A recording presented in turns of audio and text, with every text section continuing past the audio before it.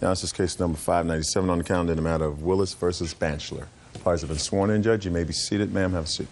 Miss Willis, you've been taking care of Miss Banchler's daughter for years. Yes. She first came to live with you because you were married to her father? Yes. He's in prison? No, he's just not around at all. Left. Gone. And you have how many children with him? None. You have children of your own? I do, right. But he brought this child into your home? Right. When? August 28th of 2000. How old is she? She's 11. She'll be 12 in June. And you've been taking care of her ever since? Solely. When did your husband leave? In 2002. Where were you? In Washington State. What were you doing there? I live there. What you want, Miss Willis, is you want support for this little girl from her mother, because you've been taking care of her, according to you, with no support from her mother. None. Ball's in your court, madam. I'd like to hear you. I have evidence here of money order receipts as well as a letter that I wrote. I have package receipts that I've mailed packages to I'm not her. interested in packages. Okay. Forget packages. Packages are not support. Okay. How much support have you sent for your daughter since 2002?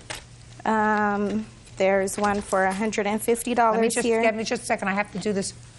150. Go ahead. There's one here for $30. $30. One for $100.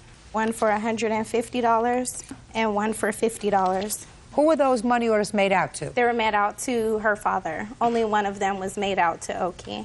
She's never made one out to me. What was the date of the last one? September 8th, 2003. Okay, since September 8th, 2003, you have sent no support for your daughter. Not cash. Well, that's all I'm interested in, is cash. How do you support yourself? With Work. packages? No. Your boss at the end of the week give you packages? No. Well, at the end of the week, your boss gives you money. Right. Well, that's support. That's what people bought her in this country. You give them dollars, and they give you bagels and lox and milk and chopped meat and chicken. You know, that's how we survive in this country. How did you expect your children to survive since September of 2003? I felt like that was her father's responsibility. Wrong. So I sent her to him. He said that he would take care of her, and obviously he did not do that. Well, when did you find out that he split? I found out when Judge Judy called me. You didn't know that before? No. Well, that's interesting. So the last contact you had with your child was over 2.5 years ago. Is that right? Yes. Why is that? Did you move? No. I just moved in September. Before that, I stayed in the same house. She was out here last summer also, and I let her at her mother's house, and I let my daughter call over there to speak with her grandmother. My daughter speak with her grandmother to tell her happy birthday. She answered the phone. My daughter said, "Mommy, like, what are you doing out here?" She didn't even speak. You know, she passed the phone to her mother instead of talking to her daughter. I called back the next morning to speak with her. Her mother told me she already left back for Washington. Listen to me. Since Miss Willis has been caring for your daughter, you provided $480. That amounts to 32 cents a day. Do you think that's enough? No, it isn't. What kind of a job do you have? I'm a custodial. How much do you earn a week? $400. Here you have a child that you expect to exist on 30 cents a day. It's not her responsibility to support your child. She took the responsibility. No, she didn't. She didn't adopt your child. At any point, she could have sent my daughter back to me at any point. That is the most ridiculous statement that I've ever heard. If you chose to have a baby and not be a mother, that's your prerogative. If you were smart enough to say, listen, I'm not the maternal type. I'm not good at raising a child. You probably can do it better.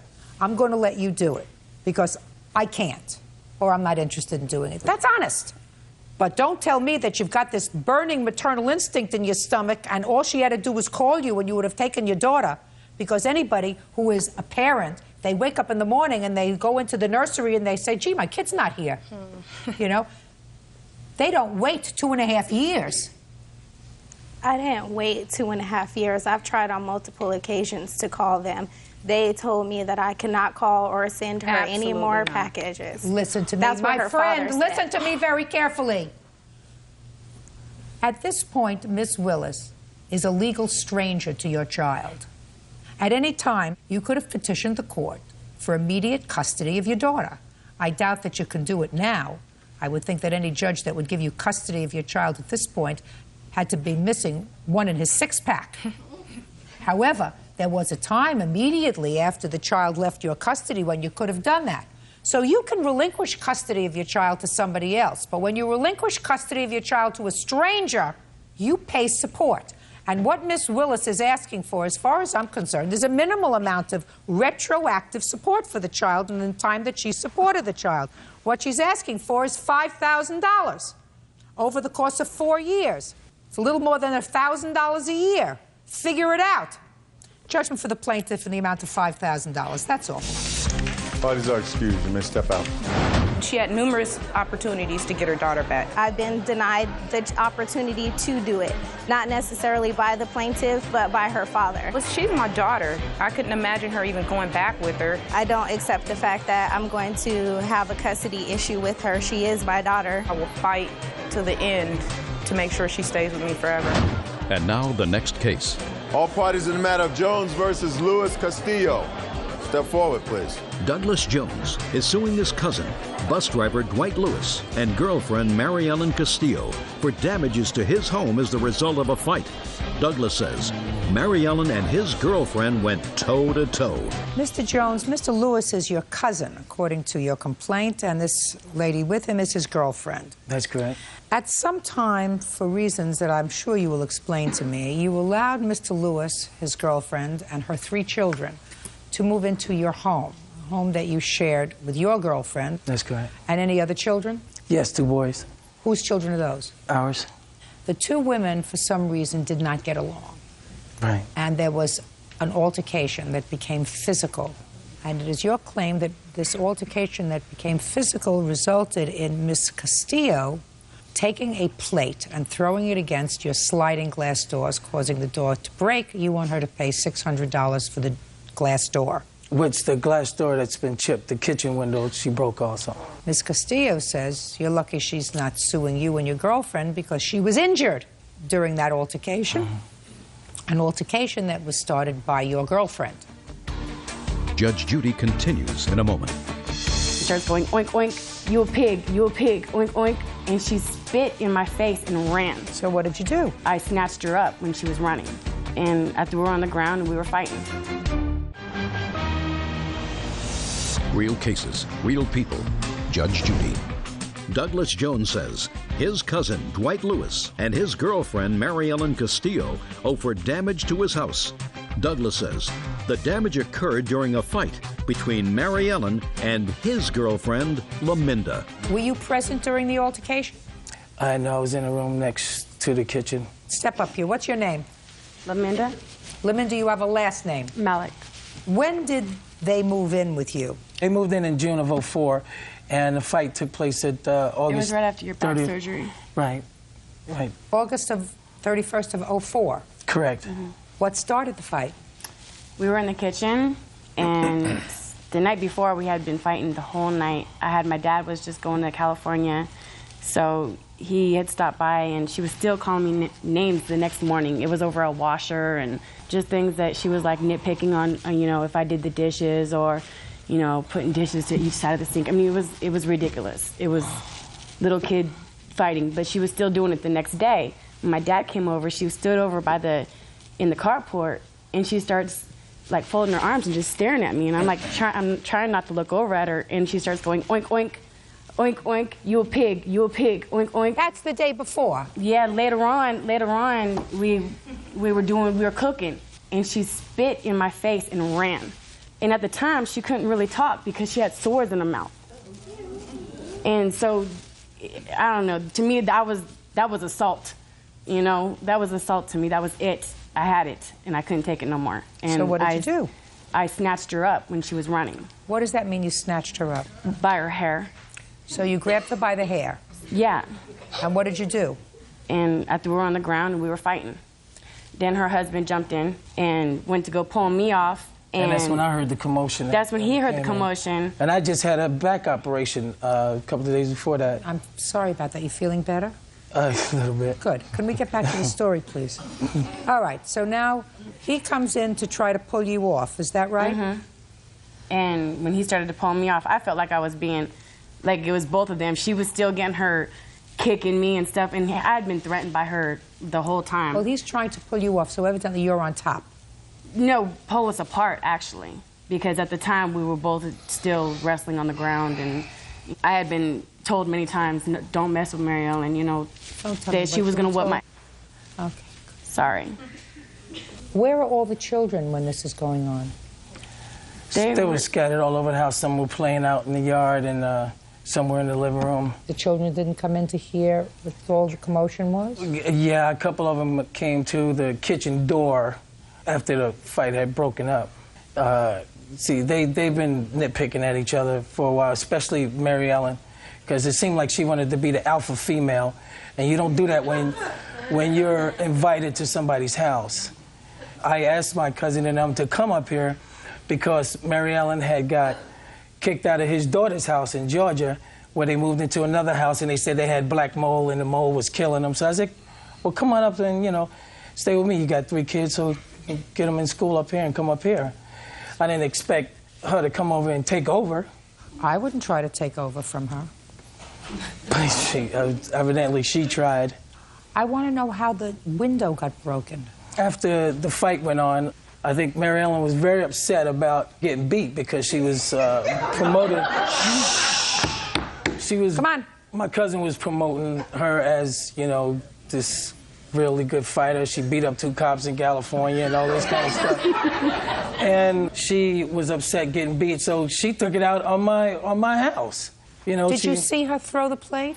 No, I heard the plate. I saw her hitting the door with the plate, though, because once I heard the kitchen window break, I was on the phone with my brother, Wolfat Jones, and I came in. She was at the sliding glass door, banging it, but she had broke a plate on the sliding glass door already, putting chips Why in were it. you hitting the sliding glass door with the plate? It wasn't broken at all.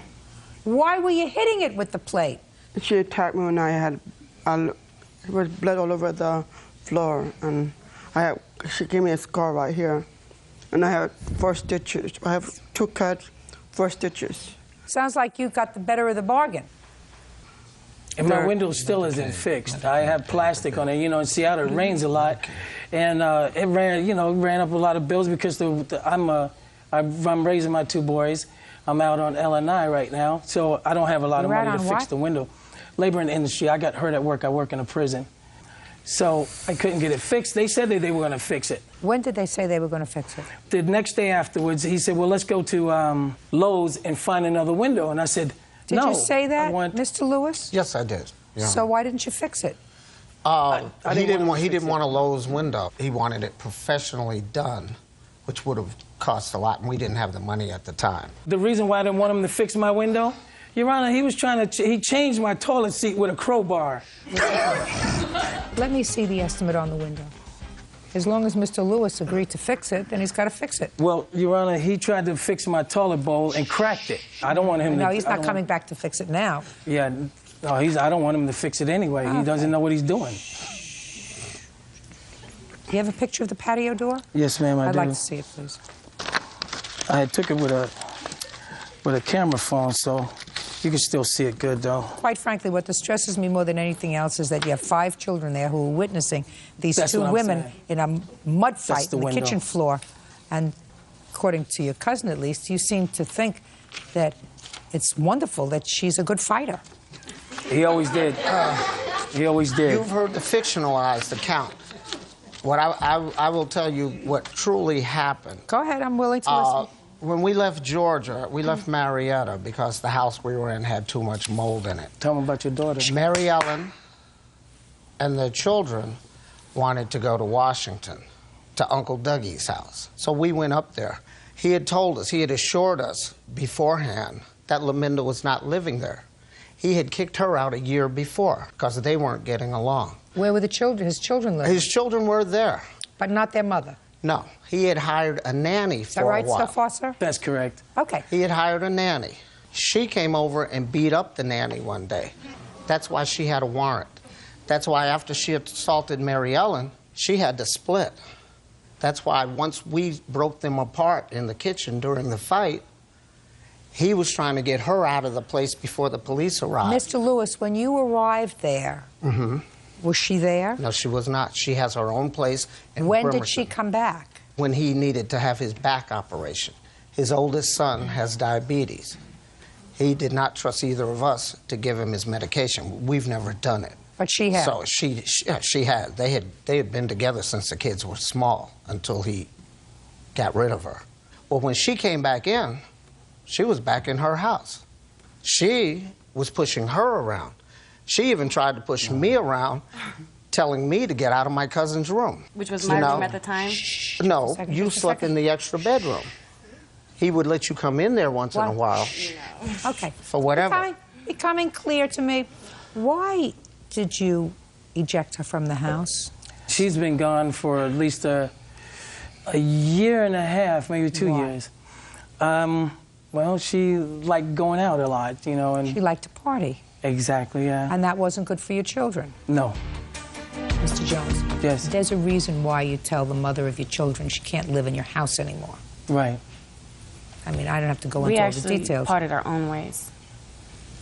There's a reason you tell the mother of your children that she can't live in your house anymore and she's leaving without her children. I didn't leave without my children, Right? Your Honor. Right. I didn't leave without my children. I had my children with me when I left them. I stayed in the shelter with my kids, Your Honor, so... Somehow the children got back with their father. Yeah, they did, because I was a housewife with nothing to stand on when I left him. You have to pay for the window and the door. If you're still together, she looks confused. You understand that you understand that you have to pay for the window and the door. Yes, Your You Honor. said you were going to pay for it. If she wants to sue her for her medical bills, she certainly is entitled to do that. At some other date, if you had filed a counterclaim with regard to her medical bills or injuries, I would have at least entertained that today, but you had no counterclaim. You have to pay for the window and the door. Judgment for the plaintiff in the amount of $600. That's Thank you, all. Your Honor. Thank you. Parties are excused. You may step out.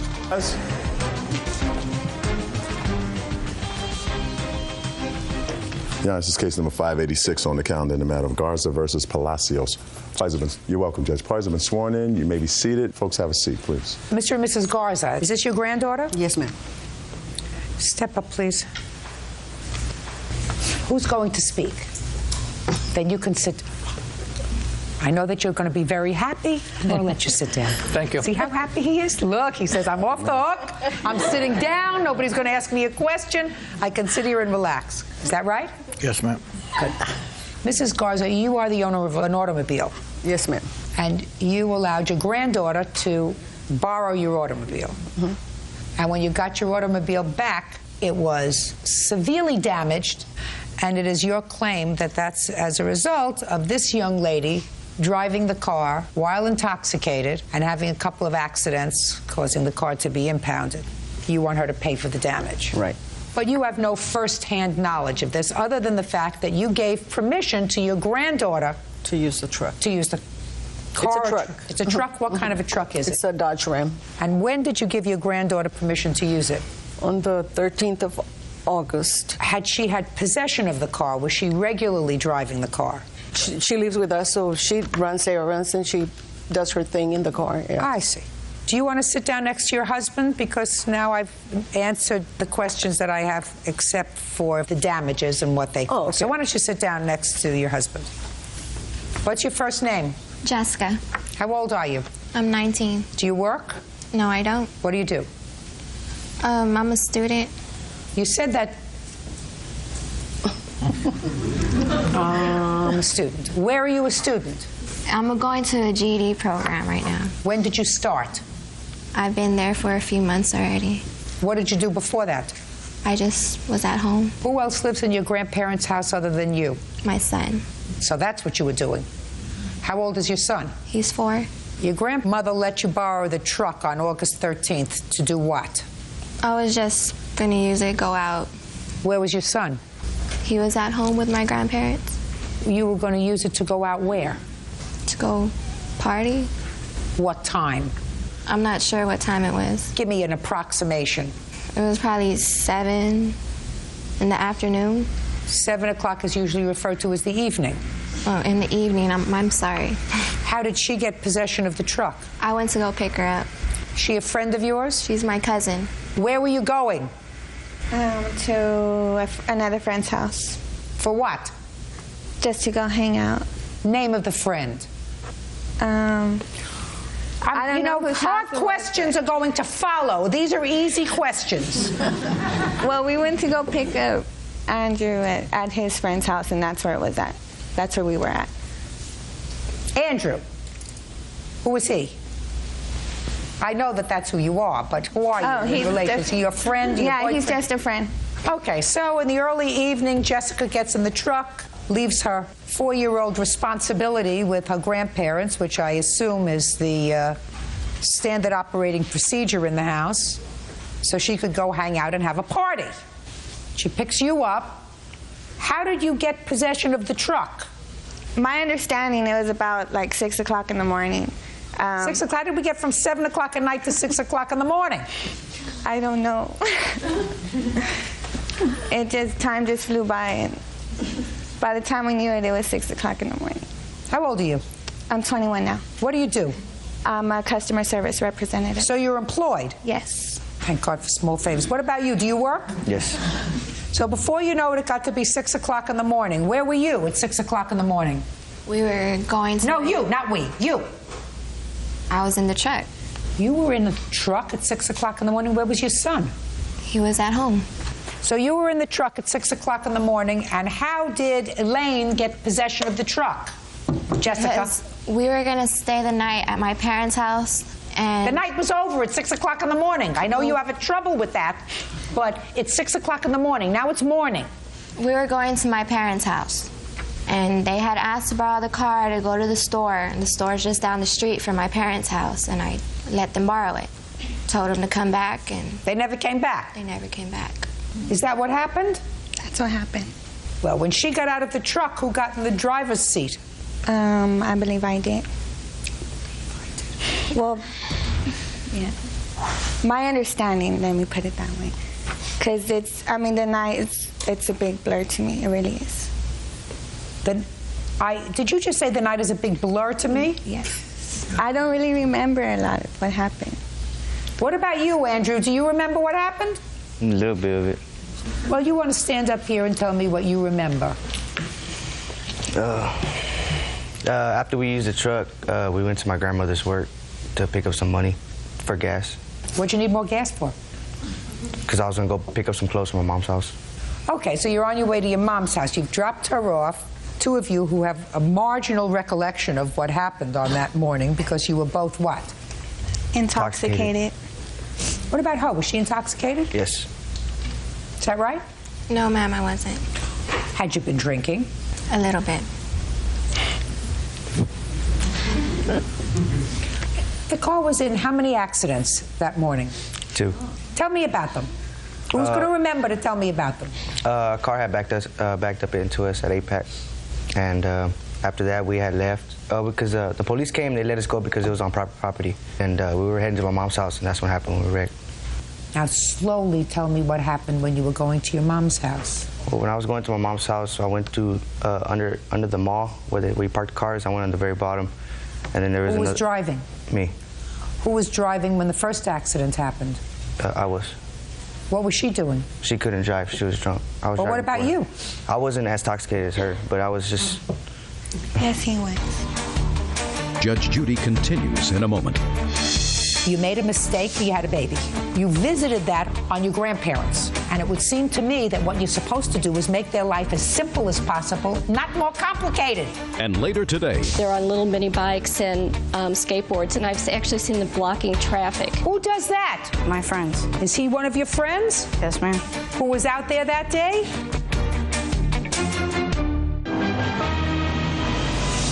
Real cases, real people. Judge Judy. 19-year-old Jessica Ortiz says during a night of heavy drinking, her cousin Elaine Palacios crashed her grandparents' truck. Elaine says Jessica should also be held responsible. When she got out of the car, she was driving. Yes. So she loaned the car to Elaine. Yes. How did you get in a position to be in the driver's seat? She had asked me to drive. When? At what point? A couple hours after we used the truck. Well, weren't you supposed to go to the store and come right back? Yes. So why didn't you? I don't know. Sit down. All right, let's move on. This truck was impounded. The truck had a lot of damage. It's your position, Elaine. Yes. That it's her fault for letting you take the car because you were drunk. Not fully, but I don't think that I should be held responsible for the whole damages to the truck alone. Who should be? I think that me, Jessica, and Andrew should be held responsible for it. Well, she didn't sue Andrew. Right. So you would say that between the two of you, she's also responsible because she let you take the car knowing that you had been drinking. Yes. I agree with you. All right, Miss Garza, could you step up, please, and let me see the bills? Yes, ma'am. You know, the insurance did pay us $5,000 on the truck. The truck in the blue book, it's worth $8,000 and some $100. Her mom did pay. Shh, just a second. Okay, let me work out some numbers here. Do you still have the truck? No, ma'am, the insurance took it. And what you're telling me is the blue book value on the car was about $8,000. Is that what you're telling me? Yes, ma'am. Oh. Ms. Garza, I believe your granddaughter is partially responsible for what happened on that day. I believe she is at least 1/3 responsible, which means that Elaine here would be responsible for $2,000. Now, Elaine is perfectly capable of going to court and suing Andrew for half. I'm not dealing with that now. But your granddaughter exercised very poor judgment. Yes, ma'am. So the case is easy. But I have a couple of questions for Miss Attitude over here. How long has she been living with you with her 4-year-old son? Since before the 4-year-old son. She's lived with me on and off all her life. But there was a period of time she didn't live with you. Right. That's when she became pregnant? Right. When she became pregnant, she moved back in with you before he was born? When he was about 3 months old. Where was she living before that? With her, the father of the baby. But my husband went and got her. Does the father have anything to do with the child? He sees him, but does not support him. So you have two winners. You have two parents who don't support their child, the mother and the father. Right. And this one goes out and parties. Let me tell you something, Jessica. You better grow up. You made a mistake, you had a baby. You visited that on your grandparents, who at a time in their life are supposed to be just enjoying each other and relaxing, have been burdened with a responsibility because of your stupidity. And it would seem to me that what you're supposed to do is make their life as simple as possible, not more complicated. And going out at 7 o'clock at night and coming home 6 o'clock in the morning is not what a responsible mother does. Do I make myself clear? Perfect. Judgment for the plaintiff in the amount of $2,000. That's all. Parties are excused. You may step out. I was going to pay for it, and when it came down to it, the plaintiff wasn't cooperative, so therefore we came here to Judge Judy. The truck had the A-frame was damaged. There was no fixing it. I feel bad because they always bring it up and throw it in my face. We had to go pick it up, and there was whiskey bottles and beer bottles. The police were involved twice, and actually the second time is when we actually got arrested. They could have had an accident and gotten killed, or God only knows, kill somebody else. And now the next case. All parties in the matter of Pender versus Garrison. Step forward, please. Engineer David Pender is suing children's services worker Joan Garrison for the cost of medical bills. David claims Joan's poodle bit his 14-year-old son Edward while he was skateboarding. Mr. Pender, which one of these two boys was bitten by the defendant's dog? My son, Edward Pender. All right, why don't you sit down? How old are you, Edward? 14. Who were you out skateboarding with? My friend Alex Birkemeyer, Mike, and my two friends, Ricky. You always skateboard with them? Yes, ma'am. Were you skateboarding on the sidewalk or in the street? Sidewalk. How many of you were in the sidewalk? One, just me. Why were you on the sidewalk? Is not an answer. It seemed like the right thing to do, Your Honor. It seemed like the right thing to do. I don't understand what you mean, it seemed like the right thing to do. What were you doing on the sidewalk? I was skateboarding. Had you been in the street with your friends? No, ma'am. So what happened when you passed Mrs. Garrison, who was walking with her two dogs who were on leashes? I have my skateboard, if you would like me to demonstrate for you, Your Honor. No, I wouldn't. Okay. I want you to use your words. I was running past her, and then I was swinging my left hand. And how are you swinging your left hand? Like this, moving it back and forth, and then her dog bit me whenever it was about at my hip, Your Honor. Now, were you on a hill? No, ma'am. Now, when you were going down this street, did you see the defendant and her 2 dogs? It was a while until I saw her. How far away was she from where you were skateboarding? About 5 feet, ma'am. When you first saw her? Yes, ma'am. You mean she just appeared out of nowhere? Or you weren't looking? I wasn't looking, ma'am. And I assume that when you drive down the sidewalk on the skateboard, the reason you do this arm movement is to get more leverage, isn't that right? Yes, ma'am. So you can go faster. So you're going faster, and you're not looking where you're going, right? Yes, ma'am. And when you passed by Miss Garrison, how close did you come to her? About 1 foot. And she had how many dogs with her? 2. How big were they? Probably about this high. So there's you going too fast, not looking where you're going on the skateboard, and Miss Garrison walking with her 2 standard-sized poodles? Correct, Your Honor. How wide is the sidewalk? Probably about 3 feet. That's not very wide. Now, if you had been looking where you were going and weren't going so fast, and if you had seen her walking with her 2 dogs that were on a leash, what would you have done? Probably just kept on going, ma'am. Well, that would have been very stupid of you, Mr. Pender. You think that you frightened her? Yes, ma'am. You have no right to do that. All right, Miss Garrison, now I'm finished with him. Temporarily. Thank you, Your Honor. Because we know what happened. Right, Mr. Pender? Yes, ma'am. All right, you've got your 2 standard poodles walking with them. They're on leashes. What do you see? I was walking along the sidewalk, and actually I've seen this group of kids out several times before in my neighborhood where I'm walking. They're on little mini bikes and skateboards, and they actually will, they aren't on the sidewalk, they're in the street, and they will stay in the street, and I've actually seen them blocking traffic. On this particular...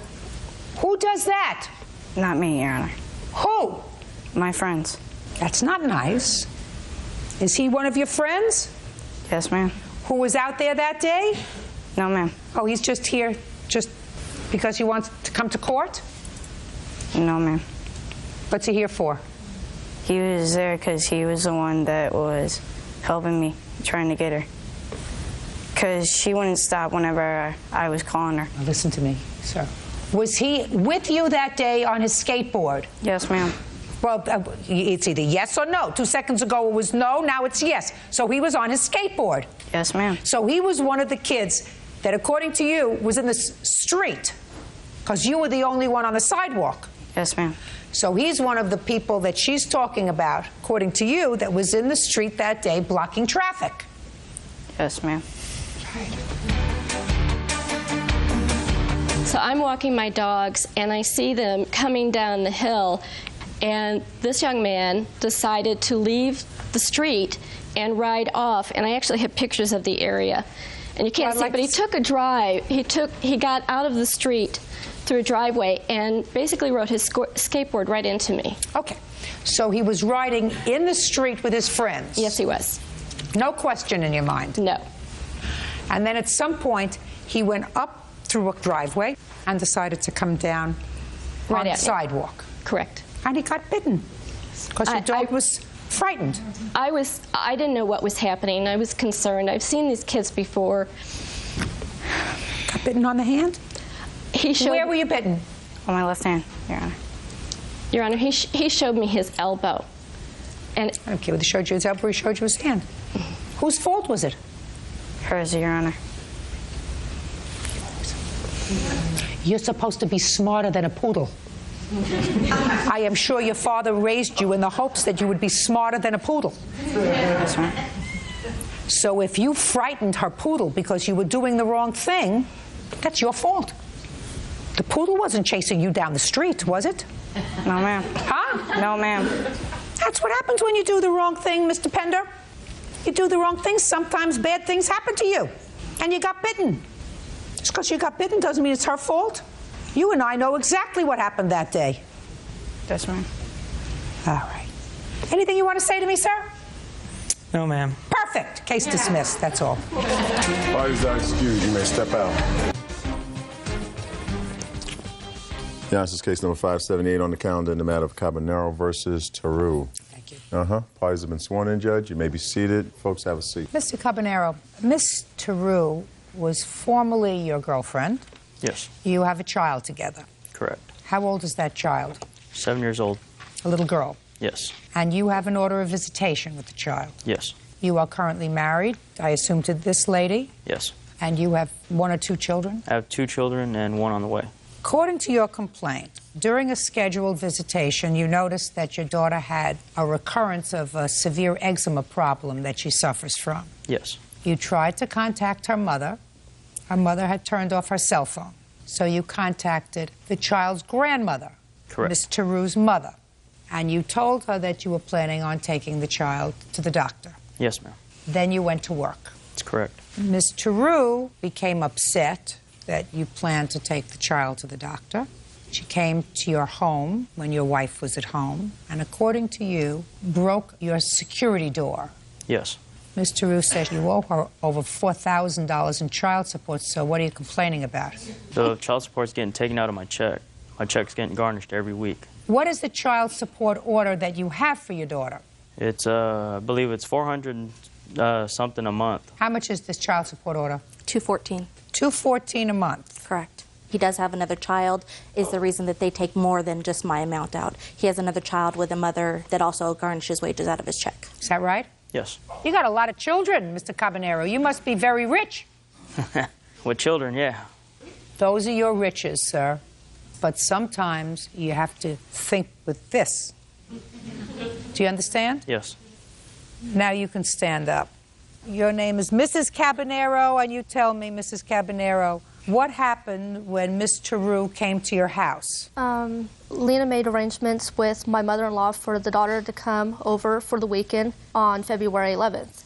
And after dinner, I decided to give her a bath. When I got her ready for her bath, I saw that she had whelps on her from her eczema, and she has sores on her arms, all over her chest, thighs, and both eyes, and it was fully all over her body. And when I did give her a lukewarm bath, she did cry that it did hurt her skin. How long has your daughter suffered from eczema? Since she was born, Your Honor, since she was 6 days old. When was the last time prior to February 11th that the child had seen a physician? On January 31st. When had it become so exacerbated to cause concern to the police officer who came and saw the child? It's always been that way, Your Honor. I have a letter from her doctor. I'd like to see the letter from Yes. her doctor. I got pictures of it also. I'd like to see the photograph. Can I mention that it's hereditary, and my sister also suffers the severe disease as well and has the same exact symptoms, and she's 24 years old, Your Honor.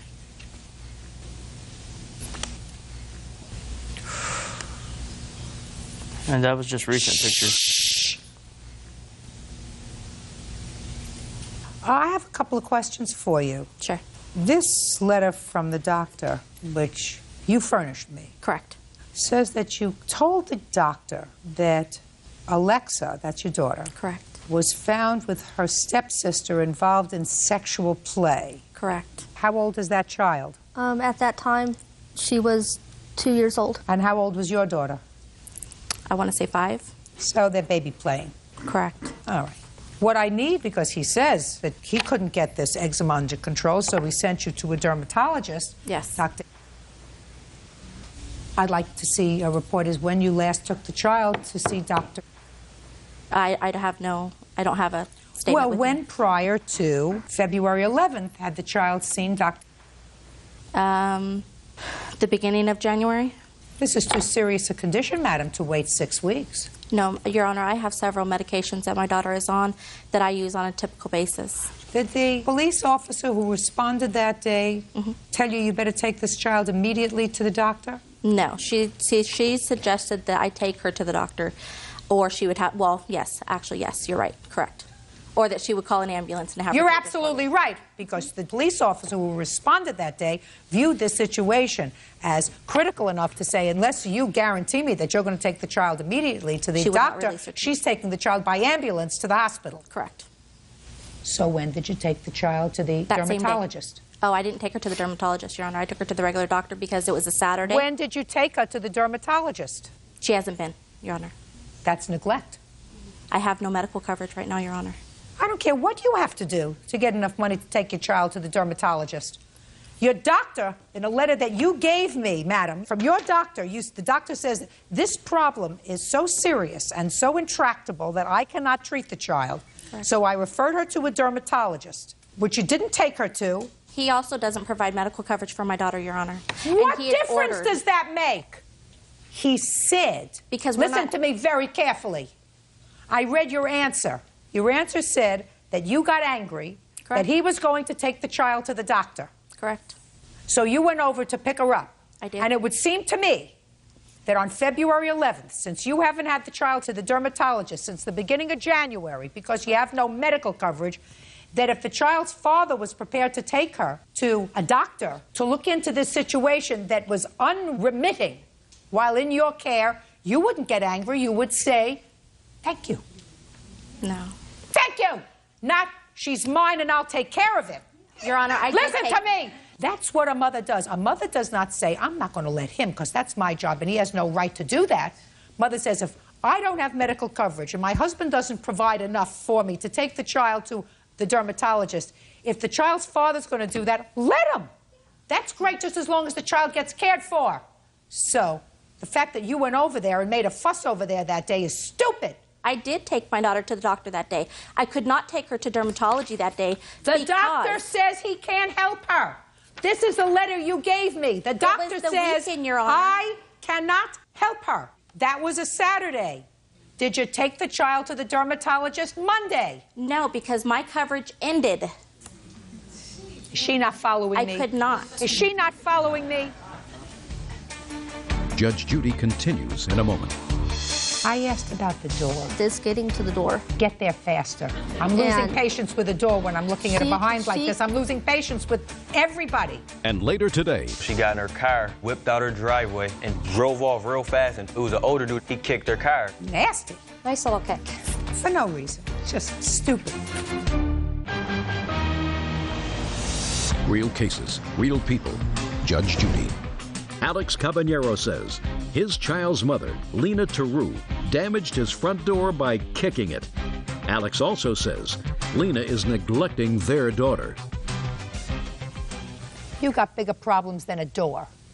I don't know what you're here wasting your time for with a door for $300 that got broken.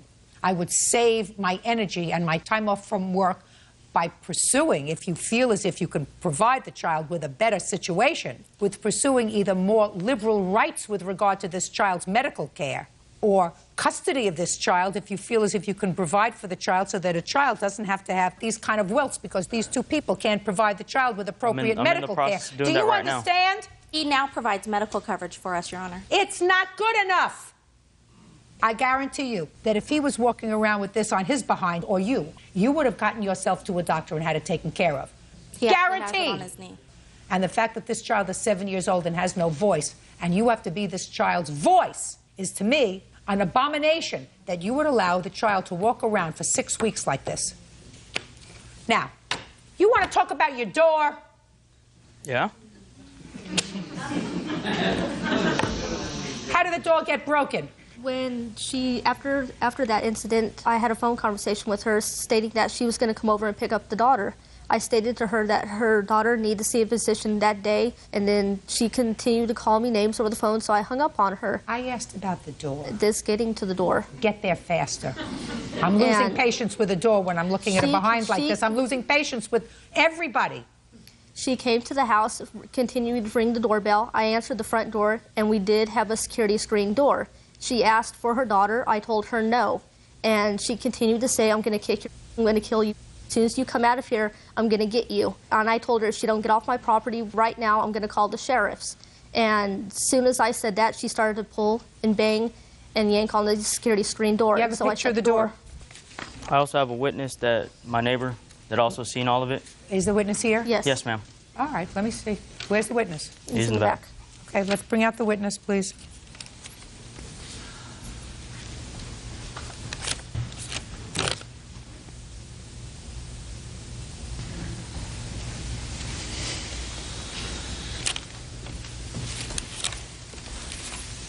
swear to tell the truth in these matters?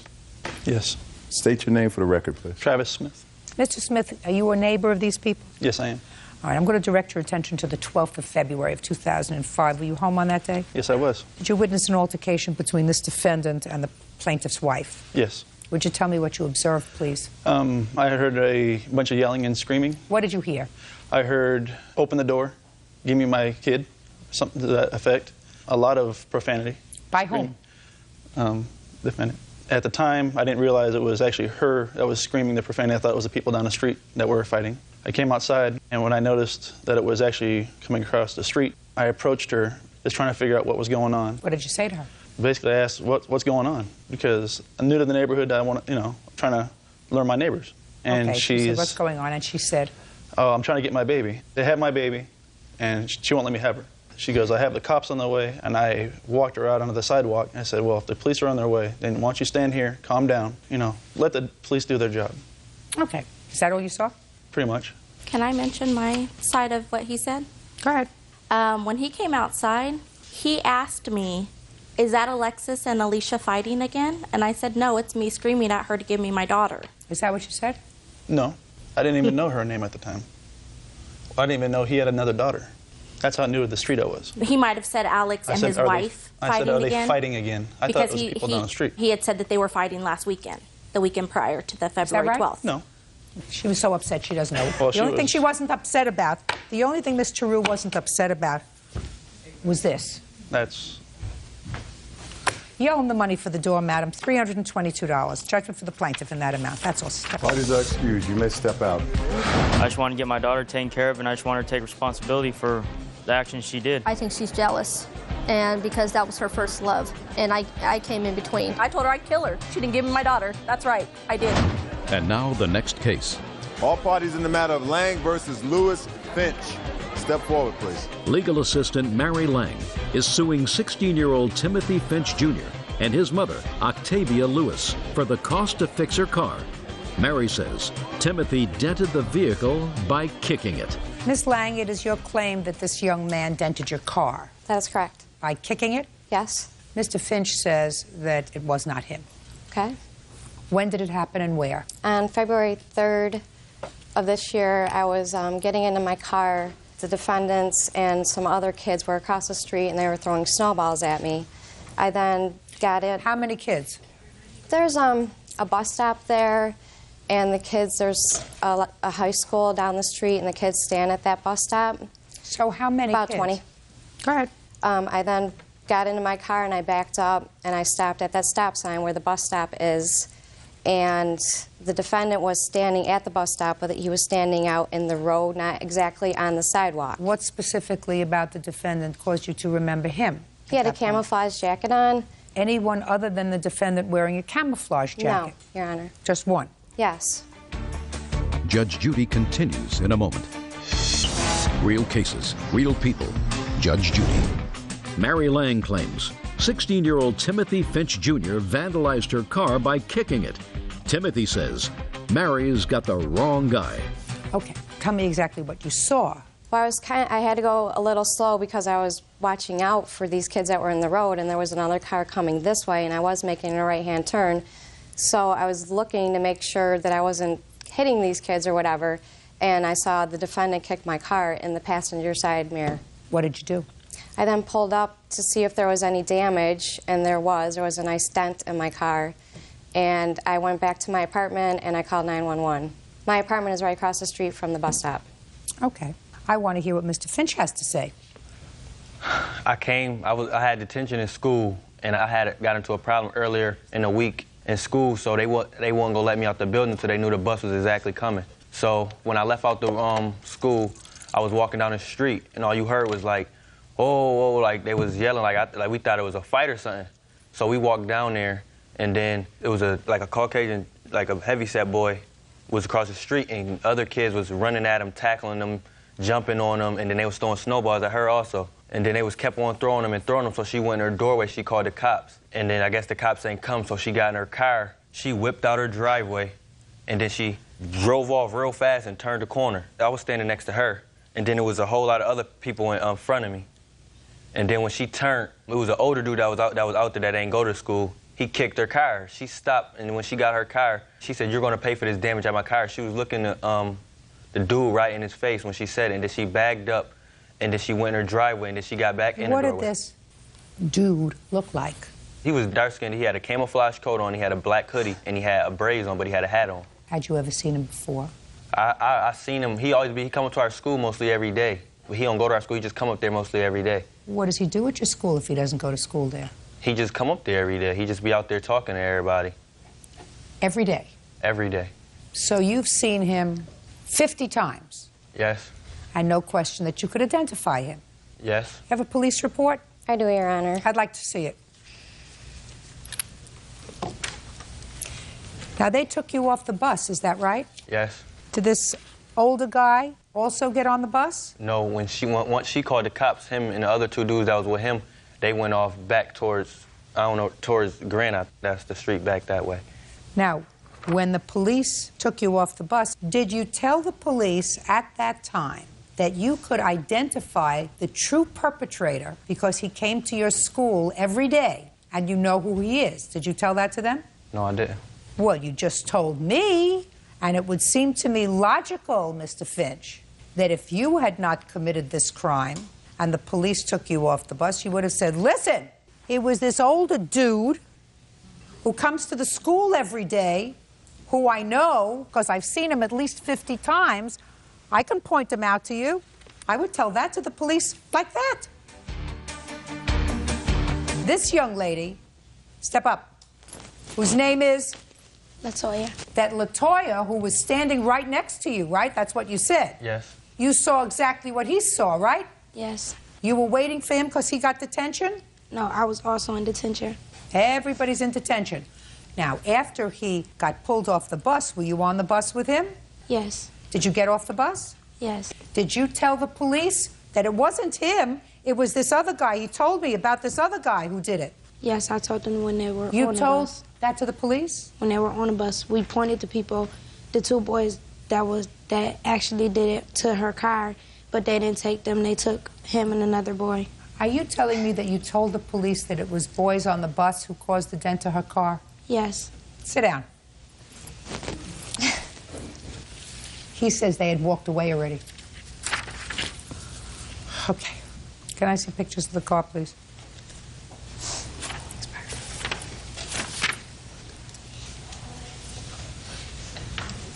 Nasty. Nice little kick. For no reason. Just because being stupid. Judgment for the plaintiff in the amount of $1,500. That's all. Step out. Thank you. Parties are excused. You may step out. Versus Davis Ayers. Parties have been sworn in, Judge. You may be seated. Ma'am, have a seat. Mr. Ayers, the defendant is your former wife, and it is your claim that she appropriated an insurance check that was for you in the amount of $600. She cashed it and used it for her own purposes. You want the money back. That is correct. Mrs. Ayers says she did it. She did it because you haven't paid any child support, and you owed her a whole bunch of money, and she needed it. That's your defense. Yes. Okay. When were you married? When were you divorced? We were married in June of 1991 and finally divorced in December of 2002. And you have children together? That is correct. How many children do you have together? One. We have a boy, David, age 10 now. And who is David's primary custodian? His mother. Do you visit with him? On occasions, yes, I do. What does on occasion mean? Well, it seems to have changed recently, where normally I can pick him up when he comes home from school. He'll call me and say, Dad, come pick me up, or some things like that. And Nita has changed that and wanted me to make plans through her instead of David. That's the appropriate thing to do. It's understood, but when at moments before that, I would try and call her, leave messages on the home phone, cell phone, and everything, and it took a long time to receive. Are you telling me that your divorce decree does not provide for scheduled visitation? No, we do not have any legal visitation or child support, anything set up. Who has a copy of the judgment of divorce? I do. I'd like to take a look at it, please.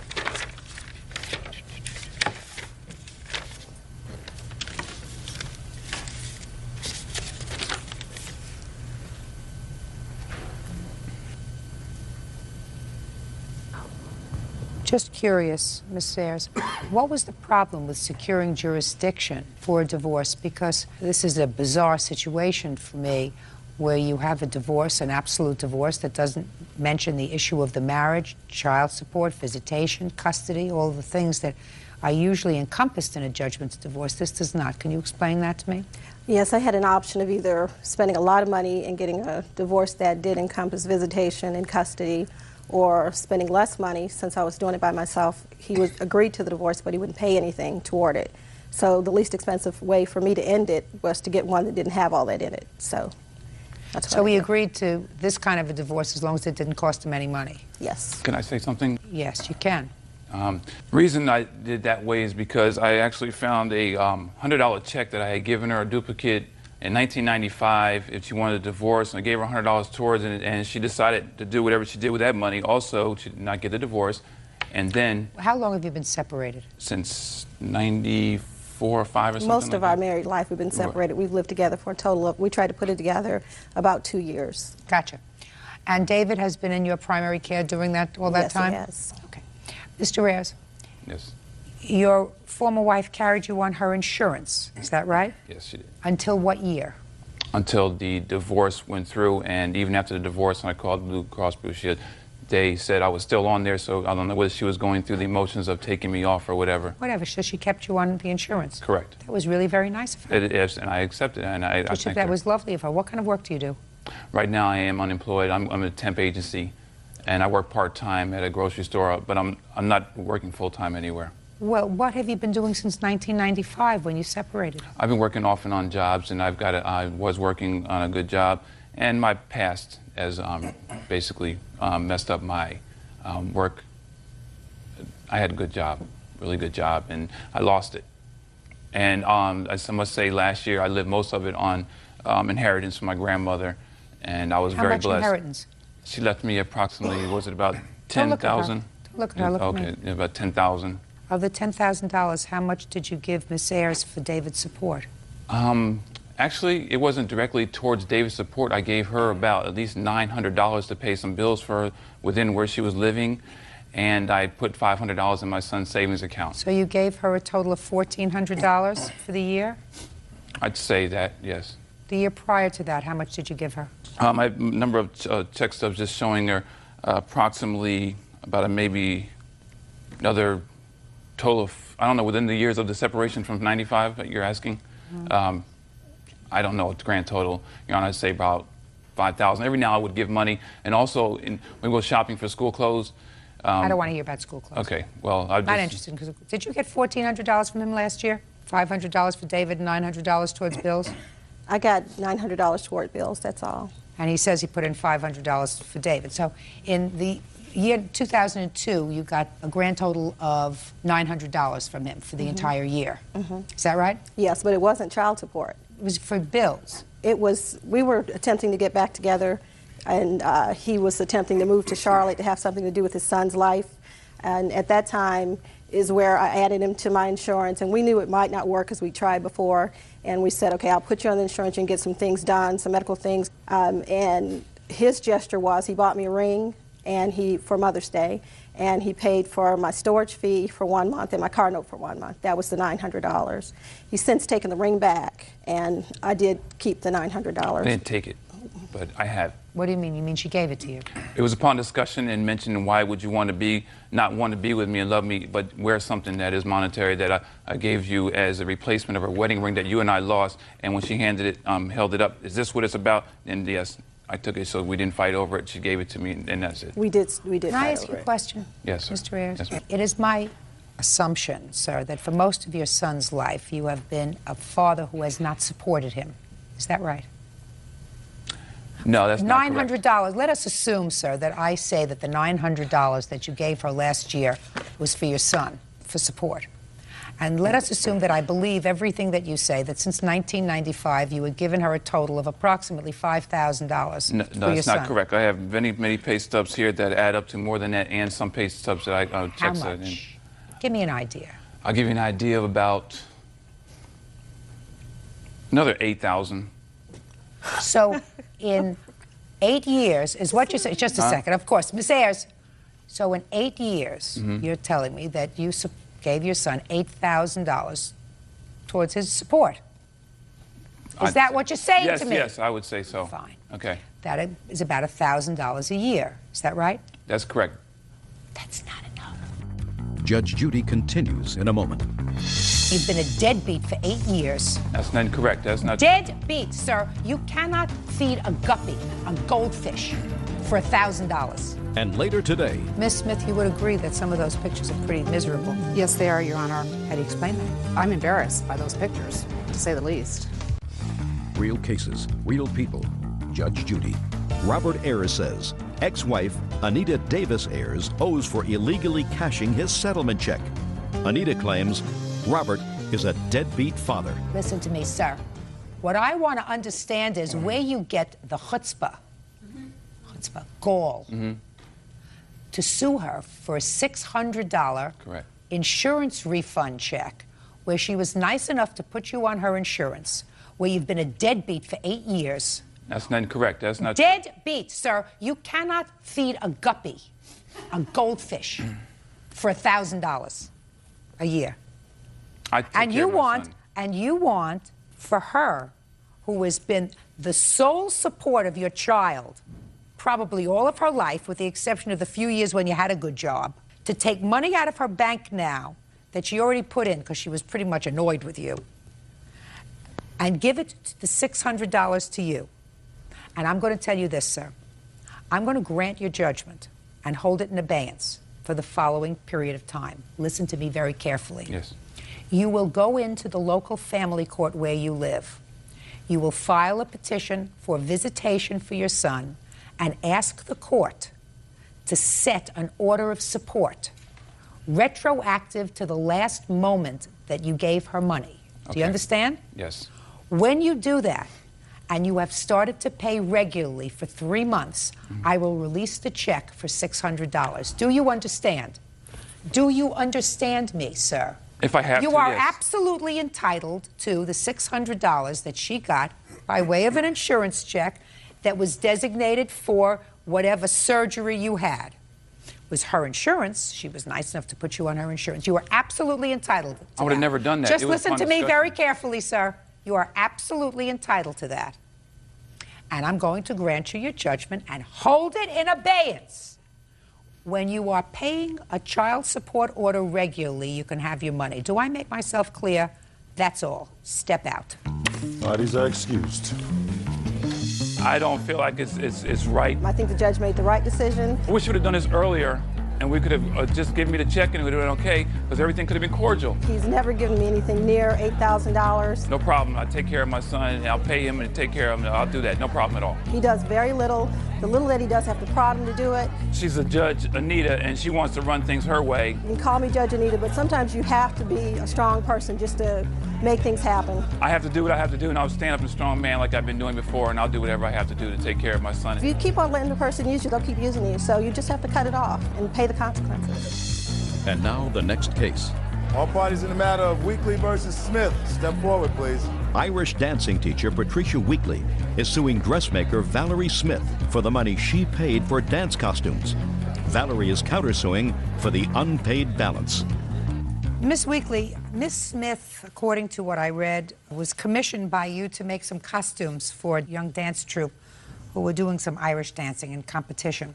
She made the dresses. You didn't like them. You want your money back. Ms. Smith says that you used the dresses, she delivered the dresses, and you owe her a balance. So I have a counterclaim. A few questions. Those, I assume, are the costumes. These are some of them. We also have a dancer with us that's wearing one of the costumes. When was the competition scheduled? It was over Thanksgiving weekend of 2002. And was this the first time that you were involved in this competition? I've been involved in Irish dancing since 1969. So you had ordered costumes before? Yes. But never from Miss Smith? No, this was, I started out my own school this past year of May of 2002, and so we needed team dresses. How did you find Miss Smith? I looked in the Yellow Pages in Omaha as well as on the internet for an embroidery company because the dresses are all embroidered, and I started there. Did you get references? No. Why not? Because the way we went through the whole order process, she did some sample embroidery for me, and I paid for a sample dress to be made. And from those things, I proceeded with the order. And you were satisfied? I was satisfied with the direction sample. it was going, yes. When did you get the sample? I got the sample on September 12th, 2002. Can I see the sample? Yes. Ms. Smith, is this the sample dress that you made? Yes, I believe it is. Can I see it, please? Your Honor, this was the first dress that was made, and actually when she Just a second. Okay. This was the sample. That's correct. Exactly the way it is here. No, the cuffs didn't actually fit around the sleeves, and they were needed for a competition. So I actually had to add some black so that they would actually be able to go around the sleeve. You added the black? Yes, I did. Okay. Real cases, real people. Judge Judy. Patricia Wheatley says she hired Valerie Smith to make dresses for an Irish dancing competition.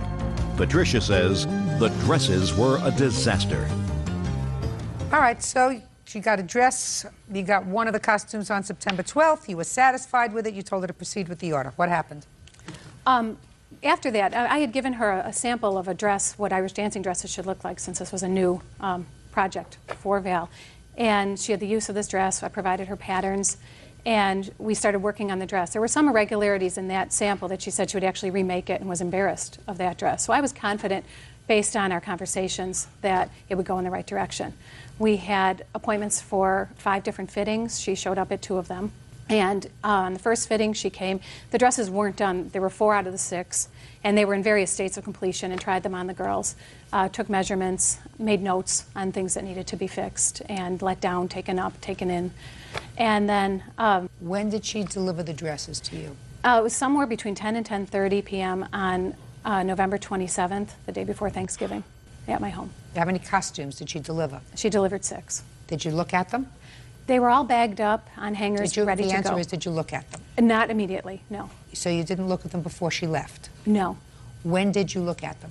After she left, it's nice to lay the dresses flat so the pleats hang. I looked at them right after. On the 27th? On the 27th, immediately after. Okay.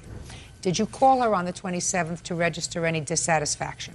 I didn't call her due to the fact that it was after 11 o'clock, but I sent her an email that I have expressing my dissatisfaction. Okay, do you have any picture, any photograph of what the dresses looked like? Yes, I immediately took pictures. Can I see them, please?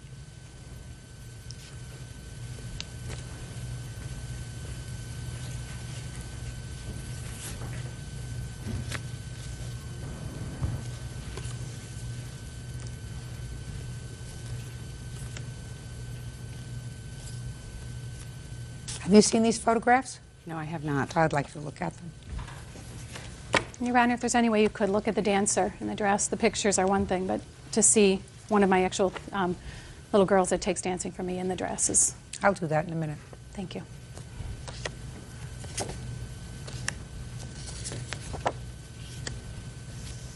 Miss Smith, you would agree that some of those pictures are pretty miserable. Yes, they are, Your Honor. This is the first I've seen of the dresses since they've been delivered. Well, you must have seen them when you delivered them. I did see them when I delivered them. Of course I did. How do you explain that? I'm embarrassed by those pictures, to say the least. Right. Is the costume that you're going to show me now, had that been altered in any way by you before it was used? No. There were some where we had to take zippers out to make them, try to have them hang straight. But we realized after we worked on them for 2 nights, all night, that there was really nothing we could do other than pin and tape and try to make them hang. All right, so let me see the dress that you want to show me. You have a witness outside? Yes, I do.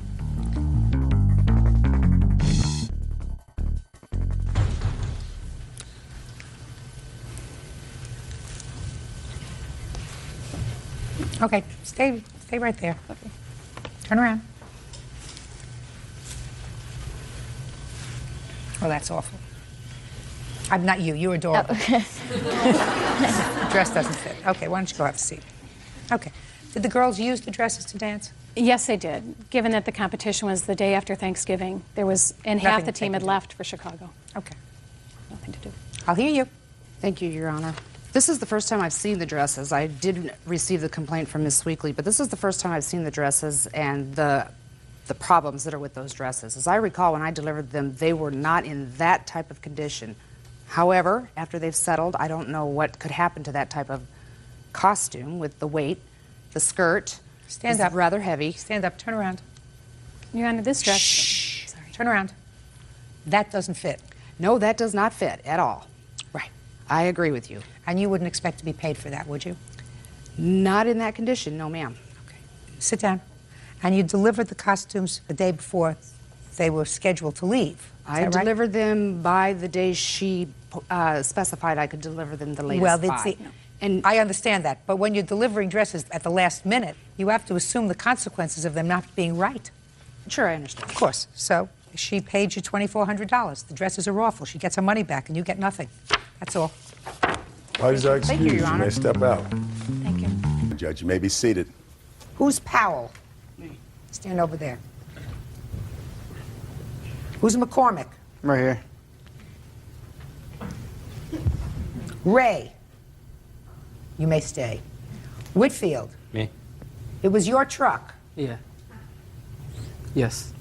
You didn't see what happened to it. You just saw the aftermath. Yes. And you didn't witness what happened to it, Mrs. Voss. Is that correct? That's correct. I only heard it. It is your claim, however, that these 4 young people, while in a state of drunken intoxication, decided to use your son's truck for baseball practice, whatever, totally destroying it. There was one other person allegedly involved who, according to your complaint, has in fact made some restitution to you for the damage. Is that right? Correct. How much did you receive from this Russell person? $240. And what was the full extent of the damage to the truck? $1,199.45. Okay. So let's start out. You are in your home. It's the 24th of April. It's in the evening. Correct. And what did you hear? I was sleeping and I was awakened to a bunch of just noise. At the time, I thought it was garbage cans or street signs, people banging on it. Got up, went into the kitchen, and kind of went outside on the front porch. At that time, I saw some children. It was dark. I couldn't identify them. Further down the street at what I thought was knocking over a garbage can. I saw 3 children at that time pass by, 2 on one bicycle and 1 running behind. When you say children, you mean little children? No, I'm sorry. Teenage children. Male or female? I could not identify them. Go ahead. I went out to retrieve the garbage can. When I got to the bottom of the steps, that's when I heard somebody yell to kick the truck. So knowing my son's truck was parked down the street, I went into the street. And it's that time I saw my son's truck out of the assigned parking spot, actually pushed out and turned in the street so that I can see it at the end of the road. And there was just banging on it. I couldn't tell how many were around it because it was sideways in front of me. I don't know who was behind it, but I could hear that same noise that woke me up. So I yelled at them to get away from the truck, and they fled. How many people did you see fleeing? The light, it was dark. I really, honestly could not tell you. Was it more than 1? Yes, and probably more than 2. I can honestly say more than 2. Did you go down to inspect the truck? At that point, I yelled for them to get away as I was running towards the truck, and then I went back to call the sheriff. So you didn't go to the truck, you didn't go anywhere near there? No, it was dark. That's smart. And you waited for the sheriff in your home? At that point, I woke my husband up. He went down to the truck, and we waited for the sheriff at the time. And you went with him? Yes. What did you see when you got down there? Just the truck in the middle of the road with the window broken. At that point, it was dark. It was hard to see how much body damage was done. What time of the evening was this? It was after midnight. I believe it was approximately midnight when I called the sheriff. My son came home. He was not home at the time. He arrived when the sheriff arrived. And then he called some of his friends to let them know what happened to the truck, and they all kind of slowly came over in groups. And they also started walking around the complex to see if they can find any types of signs of who possibly could have done the damage. What makes you believe it was any of these 4 people involved? My son came across 2 of the defendants. Which 2? It was Russell and Tacey and Ed. So you came across Russell, Miss Ray, and Mr. Powell. Yes. No, and what? Right here. You're McCormick? Yes. Change places with him. Stop confusing me. And what happened when you came across these 2 and Russell? I told my mom that they're here, that they're around my truck, they're around our house, so my mom called the cops. What do you mean they were around your truck? They were, no, not around the truck, but with us. They hung out with us for a while, and we kept them there until the cops came. What made you think that they had anything to do with your truck? Because they were telling us that they bashed in some truck. They were telling who? Me and my friends that they were drunk and they're Or the cops were out looking for him. Who said that they had bashed in a truck? Casey. Miss Ray. You heard Miss Ray say they were drunk and they had bashed in a truck? Not me, my friends told me. You can't tell me what your friends told you. No. So you waited until the police arrived? You called the police? Mm-hmm. Were you there when the police came? Yeah, but then... What happened when the police came? They told me to go inside, and then they handled it. Did you speak to the police, Miss Ray? Yes, I did. What did you tell them? I said that we were all drunk, me, Russell, and Edward, and I said that Russell had messed up the truck. So you put it all on Russell? Yeah. Was Russell there? Yes, he was, but he did not harm the truck. Did you just tell me you told the police that Russell messed up the truck? Yes. So you lied to the police? Yes, I did. Why did you lie to the police? Because I was drunk and they were hammering me with all these questions and they wouldn't let me say I don't know. They had to give names or else they wouldn't have let me go on. And so that was the first name that came to mind because I looked over at him and I said Russell. Because it was the easiest way to get me out of the situation. What were you all doing out there drunk? It was just a Friday night. And Friday night drunk. I never put that down on my calendar. Now, Miss Ray, we do know about this truck, however. Yeah. Right. You were there when this truck was pushed out into the street, correct? No, that's not correct. Are you telling me that you did not see this truck pushed out into the street and damage caused to the truck? We were not there at that time. You were not there. So you just told the police a big fat lie. Yes, I did. Now, when you told the police a big lie, did you tell them just the way you're telling me now? Yes, I did. In the same directness? Yes. Were you still intoxicated at that time? Yes, I was. What had you had to drink that night? I had a beer and some shots of 50-50, I think. And when did you stop drinking? I couldn't tell you. I don't really remember. Where did you have shots of 50-50? At this old abandoned house down the road. How old are you? 14. How many people were at this old abandoned house? It was all of us and Russell. Is that the first Friday night that you had gone to that house? Yes, it has. When you say yes, it was, are you saying that with the same conviction and with the same straight face as you told the police that it was Russell that had caused the damage? Yeah. No, that was the first I'm not... Do I look at you? Are you saying it with the same conviction? Conviction. With the same honesty? Oh, no. So when you told the police, you had a dishonest look on your face? Yes. As if you were telling them a lie? Yes. As if All I right, were just a second. I'm not finished with you here. Judge Judy continues in a moment. Who brought the booze? I don't know. Don't really remember. It was just chill. Nobody remembers. Don't ever think you can get over on me. Ever. You understand what I'm saying to you? Real cases, real people. Judge Judy. 17-year-old Chris Walsh and his mother, Michelle Vose, say teenagers Tacey Ray, Dan Whitfield, Zach McCormick, and Edward Powell vandalized his truck. The teens say they didn't do it. So based upon your lie to the police that you indicate to me, Miss Ray, you were drunk and you had the look on your face of someone who was making up a story, right? Yes. The police took Russell into custody. Yes. Now, when you saw that they were taking Russell into custody, did you see them put Russell in handcuffs? Yes, ma'am, I think so. Did you see him being placed in a patrol car? Yes, I did. Was he placed in the front seat or the rear seat? The rear. Was there another police officer with him in the rear seat? No, there wasn't. How many police officers were in the front seat? There was none. They were still out questioning us. When they concluded questioning, how many police officers got into the police car? I'm pretty sure one of them did. And the other one stayed out, still yes, talking to you? They were bringing me and Ed. They were taking care of us. What do you mean they were taking care of you? Because they caught us being drunk in public. Oh. Now, I must tell you, Miss Ray, you tell a very cogent story. Your memory seems to be very, very precise with every detail about something that happened 6 months ago for somebody who was really terribly intoxicated that night. Do you understand what I'm saying to you? Yes, I do. Good. Now, Russell was in fact arrested on this charge. Is that correct? I couldn't tell you if he was arrested. Well, let's try, because Russell must have contacted you at some time after Russell sobered up and said to you, why did you put the blame on me for something that I had nothing to do with?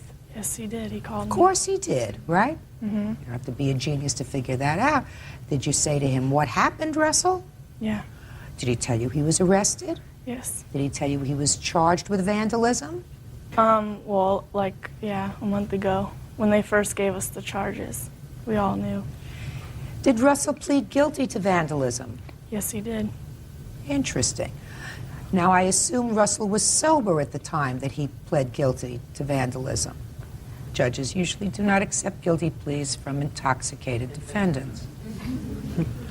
So you mean you made up this story about Russell? And since everyone you were, else. just a second. I'm not finished with you yet, Miss Ray. So you made up the story out of whole cloth about Russell, that he was the one who damaged the truck. And Russell decided to plead guilty to damaging the truck, even though it wasn't him. That's what you said.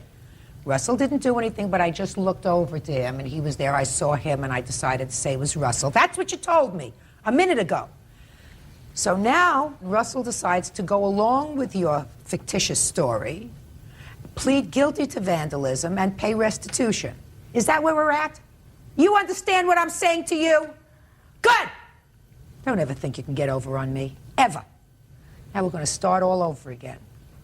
Now we're going to start with Mr. Powell. What grade are you in school? I graduated last year. Mr. McCormick. Yes. How old are you? 18.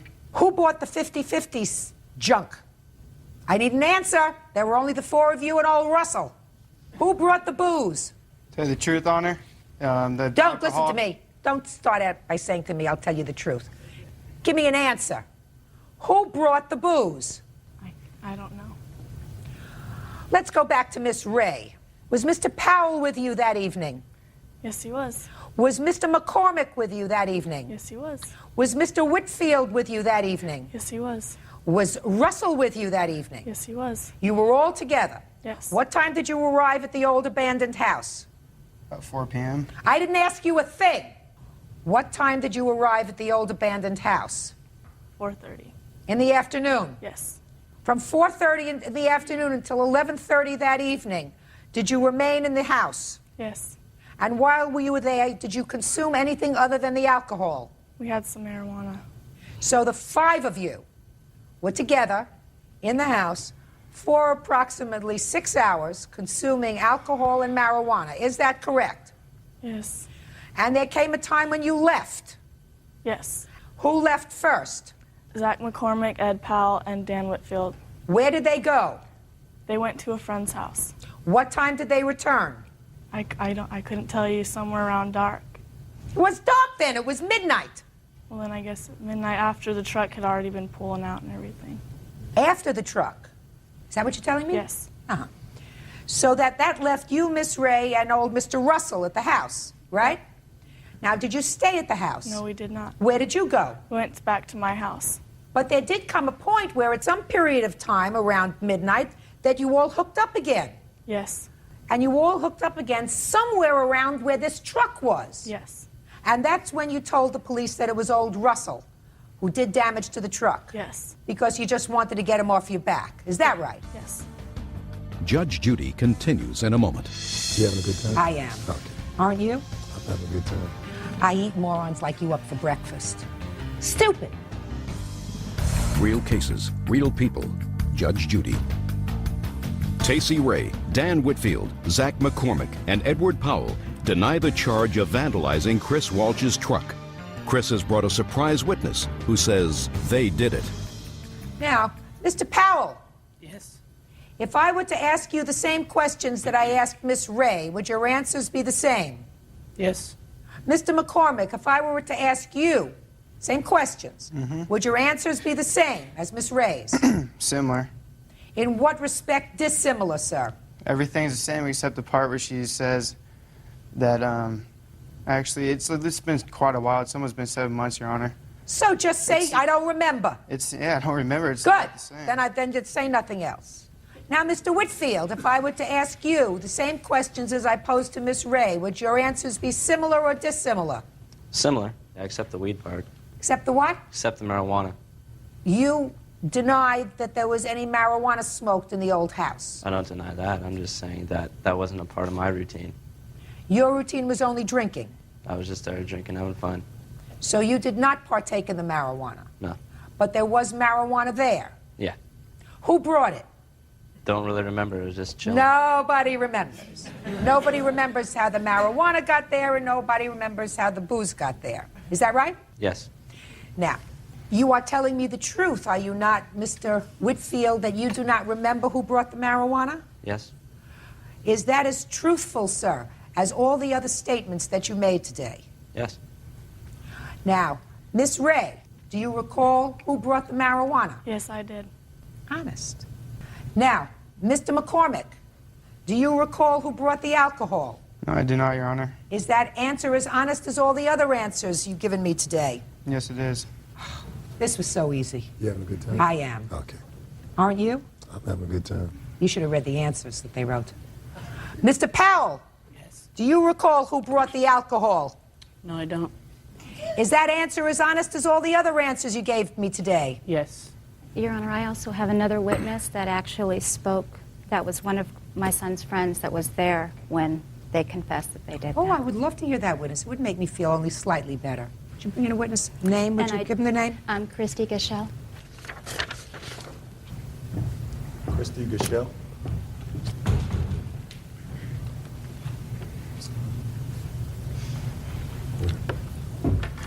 I understand that you have information regarding an incident that occurred on the 24th of April of this year involving damage to the Voss truck. Yes. What information do you have? I was at my friend David's house when he got a call from Chris, and Chris told David that someone just beat in his truck. So me, David, and my friend Jennifer went over to Chris's house, and we walked around and we were looking for the people that did it. And Tacey Ray came over. She jumped out of the bushes and told me that she and her friends just beat in a truck. And my friend Jennifer went and told Michelle that we have some people. So. Did you have any other conversation with Miss Ray other than the fact that she says that she and some of her friends beat in the truck? No, and she told me that if the cops asked, she was with me the whole night. So she asked you to be her alibi? Yeah. Oh, lovely. Thank you very much. Judge Judy will continue in a moment. Listen, you four people made my job so easy. I haven't had that good a time cross-examination in about 4 years. I read your answers. It wasn't me. I didn't do it. I was someplace else. I was in Canada. I was on the Mir space station. I don't know. I didn't have anything to do with it. Nothing, nothing, nothing, nothing, nothing. The damage to your truck, the difference is $959. Maybe the four of you have parents who you think are stupid.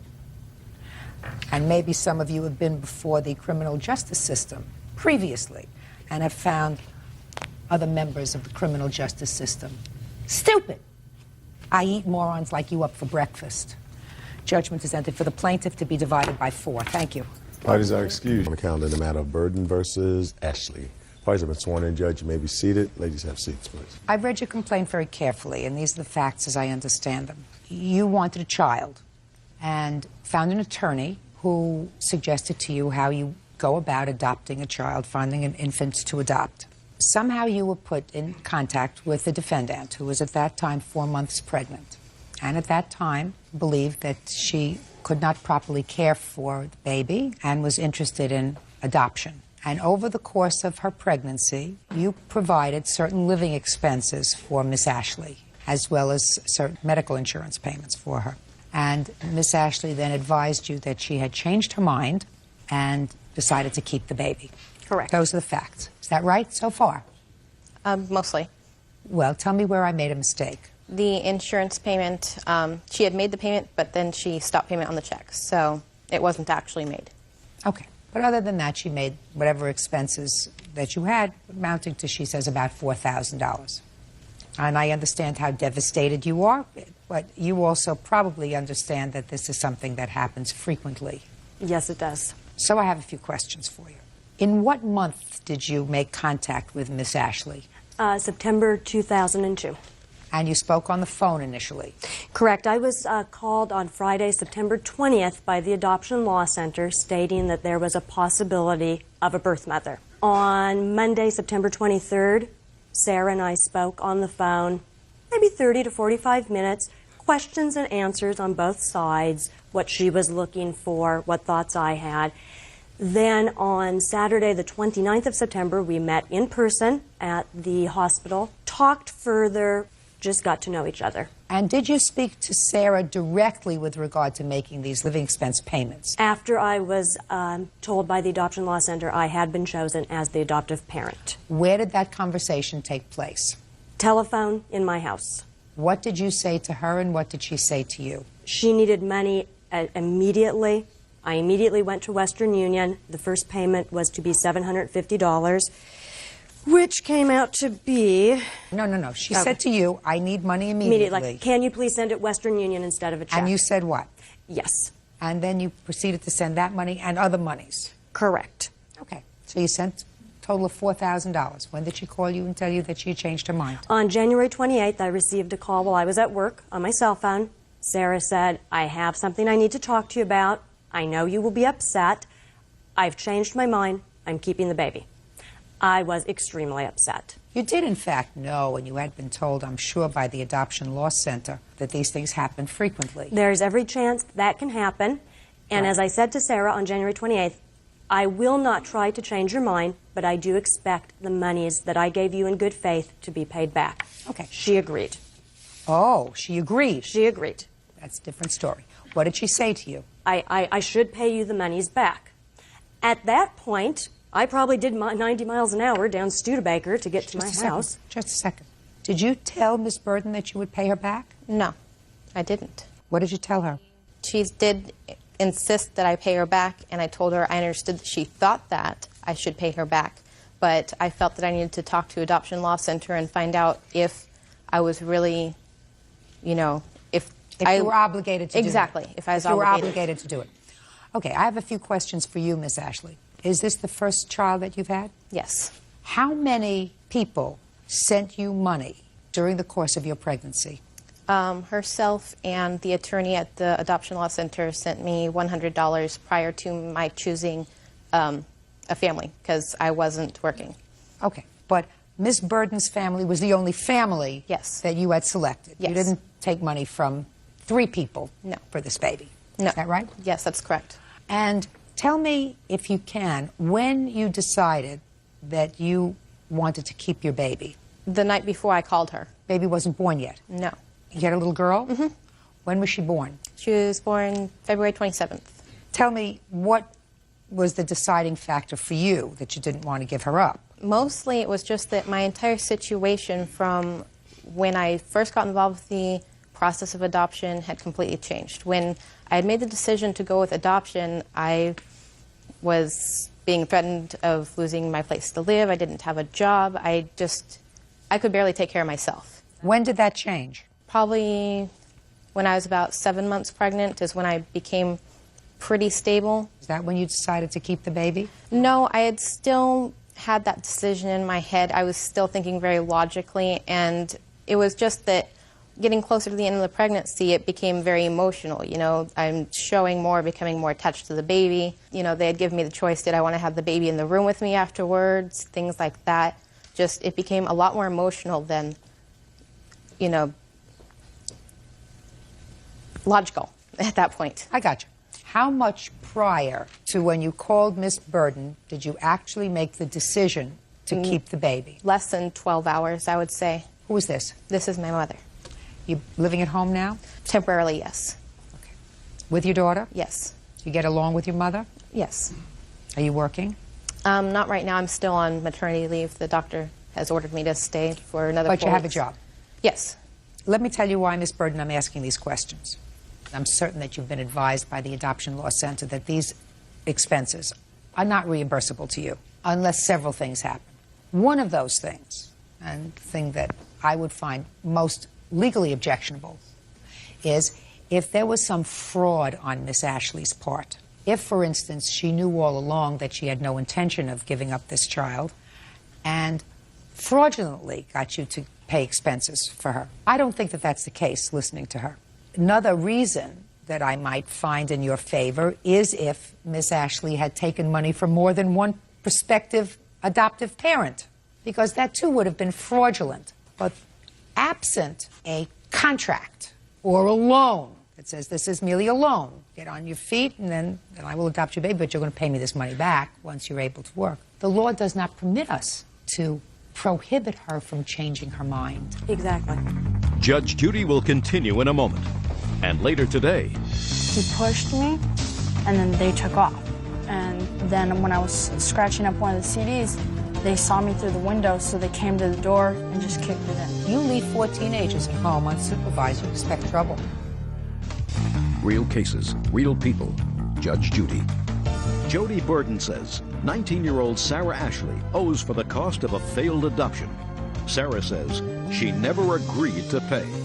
So tell me why you pursue this case if you understand what the law is. Because minutes after her phone call to me on January 28th, she also called the attorney at the Adoption Law Center, who then sent me a letter that states clearly that she also committed to him to repay back my monies.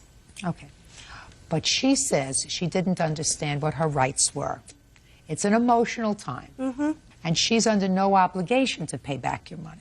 And you were very upset at the time. So she says that she had to find out what her rights and responsibilities were. And I don't know what this person said to her because this person is not here. Correct. So, Ms. Burden, while it's a sad scenario, what happened to you, and you know that there are people out there who spent far more than the $4,000 that you've spent. Oh, yes. Tens and tens of thousands of dollars, and then been disappointed more than once. It happens. And it's sad that it happens, but it happens, and I can only hope Ms. Ashley is going to give this little girl a good life, right? At least you can feel a little comfortable about that. She's young.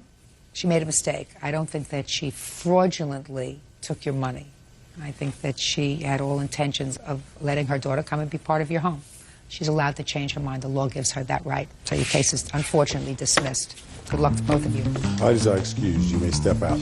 I'm just glad that, you know, it was ruled the way it was because that's what's fair. Young women should definitely think seriously before considering adoption. Really make sure that's what they want. It was very difficult. It's my child, you know. I really didn't want to give her up, but I felt that that's the only choice I had. And now the next case. All parties in the matter of Edwards versus Thorson, Salinas, step forward. Medical assistant Chris Edwards is suing her neighbors, Pamela Salinas, and her common-law husband, David Thorson, for the cost to fix her door. Pamela and David are countersuing for the cost of CDs and the money they've already spent on the door. Miss Edwards, according to what I've read, and I'm trying to piece this together, the defendant's 2 sons, I assume these 2 young men, were spending the night at your house with your children, daughter and your son, and they slept over. Yes. What date was that? That would have been on the 13th. Of what? Of June of 2002. So sometime on the 14th of June, they sort of got into an argument, pushing, shoving, whatever, and the boys left. So far, is that right? Yes. But when they left, they realized that they had left some of their CDs in your house. So they came back to get their CDs. But you had locked the door. Yes. You did? Or your sister? It was me, but it wasn't the door, it was the sliding link. You had locked the door? Yes. So that they couldn't get back in? No. Yes. And you knocked at the door? At first. And then when they didn't let you back in, who kicked the door in? Raise your hand. You did. So you contacted the parents. He tried to fix the door. Didn't do it to your liking. You had to fix yourself. You want the parents to pay for the door frame, whatever. And you have a counterclaim for the CDs, and then a piece of the counterclaim for the work that you put in fixing the door, which you don't get because you volunteered to do that. Do you understand, sir? I understand, yes. Good. On that. Perfect. But you have a counterclaim for the CDs. So I have some particular questions for you, Miss Edwards. Mm-hmm. You were home on the evening of the 13th? That's correct. Were you home in the morning of the 14th? No, I wasn't. Where were you? I was at work. What time do you leave for work? 7 o'clock. Who was supervising the children? They were unsupervised. How old are they? My daughter's 15 and my son is 14. And how old are the defendant's children? I believe 14 and 13 or 14 and 15. Have they slept over at your house before? Never. Was this a weekend or a weekday? It was a weekday, however, school was out. So you left the children unsupervised at 7 o'clock in the morning? Yes. Had you told the boys' parents that the children were going to be unsupervised? The children knew that I worked. Had you told the boys' parents that the children were going to be unsupervised? No. Do you believe that you have any I'm not talking about these boys for kicking in the door. That's a no-no, right? That was the wrong thing to do, correct? Yes. What kind of responsibility do you think you have? Not him. He did the wrong thing. You understand that? Yes. You leave 4 teenagers at home unsupervised, you expect trouble. I leave 2 at home daily. You may leave 2 at home daily, and if one of your children damages some of your property, you know, either by accident or on purpose or because they lost their temper or because they weren't thinking, then I assume you don't sue them. You take care of it, right? Mm-hmm. There's a difference between leaving 2 teenagers home that belong to you and taking the risk because they're your kids and you know who they are, and leaving 4 teenagers home, 2 of whom you don't know. They've never slept at your house before, right? So you don't think you have any responsibility? I believe that I hold responsibility to my son's actions. No. They entrusted you with their children overnight. I would have assumed that they would not let their children sleep at your house unless they knew you were home. They did know I worked. Just a second. Unless they knew you were home, they would not have allowed their children to stay at your house.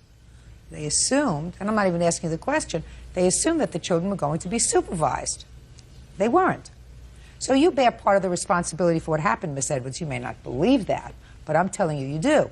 You didn't do the right thing. If one of their children was injured in your house at 7 o'clock in the morning when you left for school, you would be responsible. You invited them into your house, and you have a responsibility to supervise them. Unless you specifically speak to their parents and say, I will not be home after 7 o'clock in the morning. Could you please come over and stay with the kids? Or I'm going to send the boys home at 7 o'clock, because I think 4 teenagers home alone can sometimes be a little bit much unsupervised. So that's not excusing his behavior, but it doesn't excuse your son's behavior. It doesn't excuse your responsibility. Your Honor, I had the understanding that the children would go home when I went to work. Did you wake them up and send them home? No. That's why they're called teenagers. Because they don't do what they're told. He did the wrong thing by locking them out, because all he had to do was say, here are your CDs, right? And then wouldn't have any trouble. He did the wrong thing, he kicked in your door, damaged your property. None of it would have happened if you were home. If you were home and you heard the banging on the door, you would have answered the door. He said to you, Miss Edwards, I want my CDs. What would you have done? I would have returned them. Case closed. Finished. We wouldn't be here. Judge Judy will continue in a moment.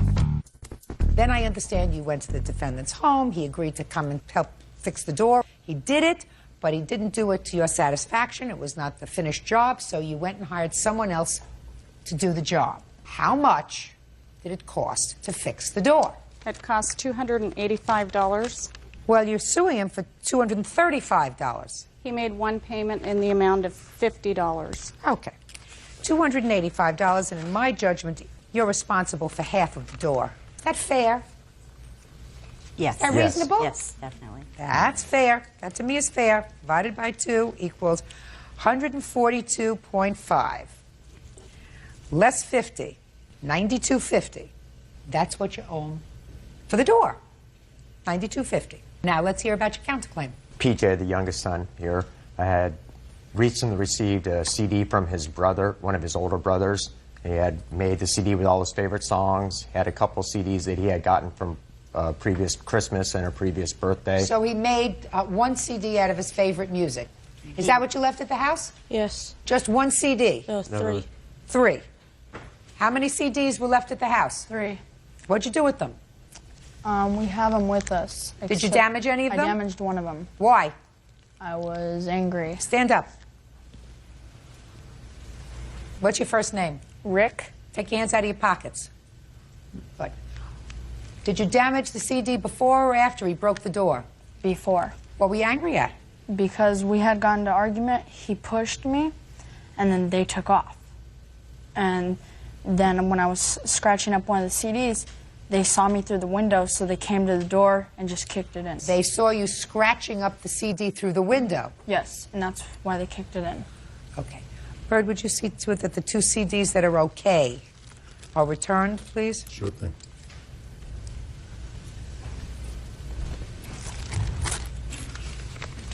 How much do you think that CD that you scratched up is worth? Maybe $10 to $15. That's what it's worth, $10 or $15? Yes. Fine, we'll take 15. I've deducted 15 from 92.50. That leaves 77.50. Go buy yourself a new CD and go fix your door. Judgment for the plaintiff in the amount of $77.50. That's it. Please. Miss Garnett, how long has it been since you've seen your daughter? December 27th. Is that the day she left? Yes. Have you had any contact with her since the day she left? No. How many kids do you have? 2. Older or younger? Younger, 17-year-old son. Is he living at home with you? Yes. I read your complaint. According to your complaint, for your daughter's 16th birthday, she's now 18, you purchased a car for her. Is that right? You purchased a car that she drove. Yes. And she drove the car continuously from the time she was 16 till the time she was 18. Yes. Till she left. Did you have another car? Yes. So at the time that you purchased the car, it was really for your daughter. Yes. Miss Garnett, don't play around with me, please. Please don't play around with me. It was a family car. Okay. It was a family car that she was driving. You had no use for another car unless your daughter was going to be driving the car. Right. She moved out when she was 18. There was some argument between the two of you. Right. And you kept the car. Right. And you want her to pay for the car. Yes. That's what I didn't understand. You bought the car, you have the car, and you want her to pay for the car. And Yes. what happens after she pays for the car? What I'm asking for is that when I bought the car, it was to help me out because I'm a full-time student, to help me out with her and her brother with after-school activities. She was in acting lessons, he's in track and basketball. What happened was 8 months ago, we started having major problems because she was secretly in a relationship that I didn't know anything about. And when I found out about the relationship, we went to counseling. I suggested that we go to counseling to try to work our problems out. And when I found out about her in the relationship, I felt betrayed. I felt that she had been lying to me all of this time. And I felt like she should have come to me instead of sneaking around. So we continued to go to counseling, and it still wasn't working out.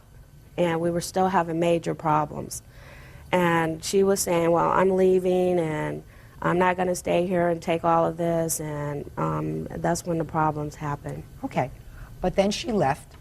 She did leave the car at your insistence. Mm-hmm. So you have the car. Yes. What do you want her to pay for? Because when she had the car, she let the transmission fluid run out of it, and I had to buy a new transmission for it.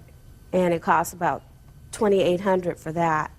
Oh. And I feel like I should be reimbursed for that because it was her fault. She made payments on it, and she still owes me for it. How old was she when the transmission fluid ran out? 17. She owes you for nothing. You may feel as if she owes you for it. You may feel as if she has a moral obligation for it, but she doesn't have a contract to pay you for it. She was a minor at the time it happened. I You were wrote her a mother. contract out. Doesn't make any difference whether you wrote a contract out or not, unless she signed a contract with you when she turned 18. You can't make a contract with a minor. So that takes care of your lawsuit. I couldn't really understand it. Still don't understand it. So let's talk about your mother. I'm not going to give this case much longer because you went to counseling with your mom, and evidently that didn't work. Is this the boyfriend? Mm-hmm. Stand up. Tell me your name. Chris. Who do you live with, Chris? My mom. And where does Miss Garnett live? With me. Hmm? She lives in my house. Who else lives in your house? My mom and my stepdad. You like her? Tamika? Yeah, she's my girlfriend. How old are you? I'm 19. Do you go to school? Yes. What school do you go to? American River College. Speak up. American River College. And where do you go to school? American River College. When did you start school? I started in August of 2000. You like him? Yes. When did you meet him?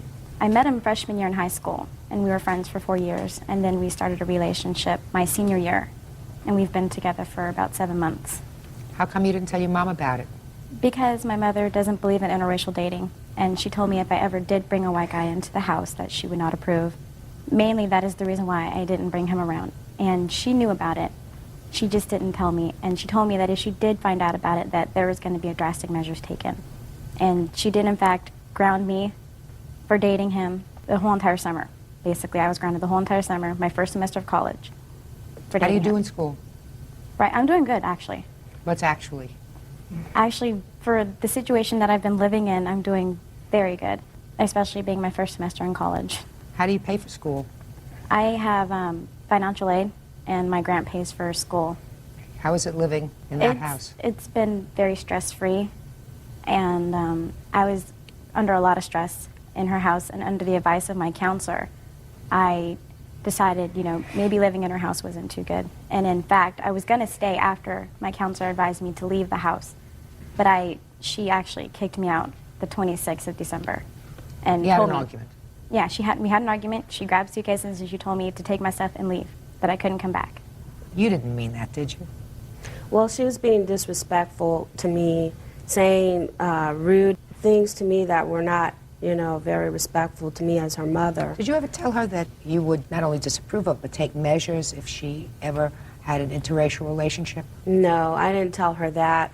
What happened was her best friend and her were liking Chris. And I told her, because of morals and the way that I've raised her, that friends should not date friends. What happened was her and her best friend fell completely out. There was a big mess going on because of him. Her friend had a deep crush on him, and he liked her.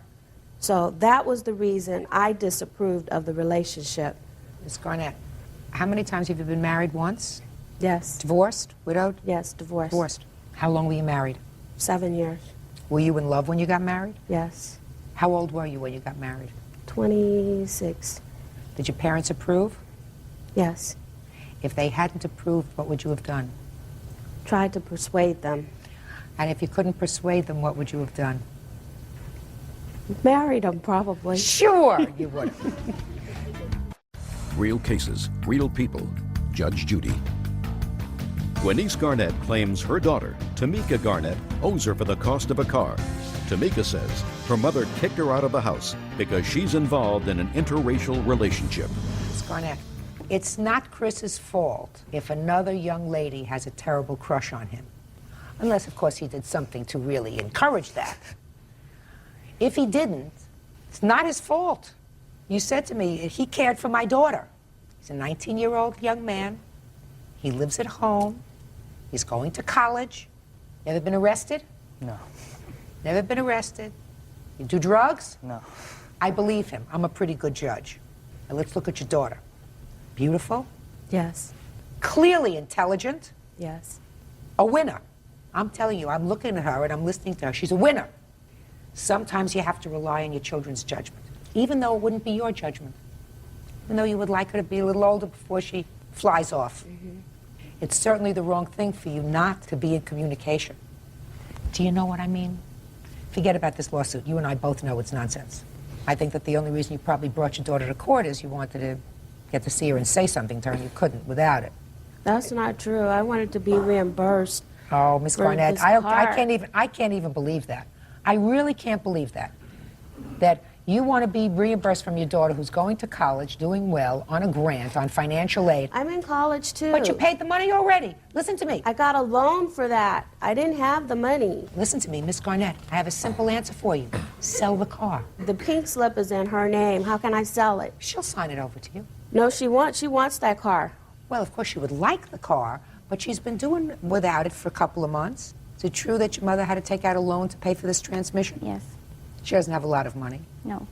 You think she could make up that money if she sold the car? Yes. So you prepared to let her do that? Well, That's a hard thing.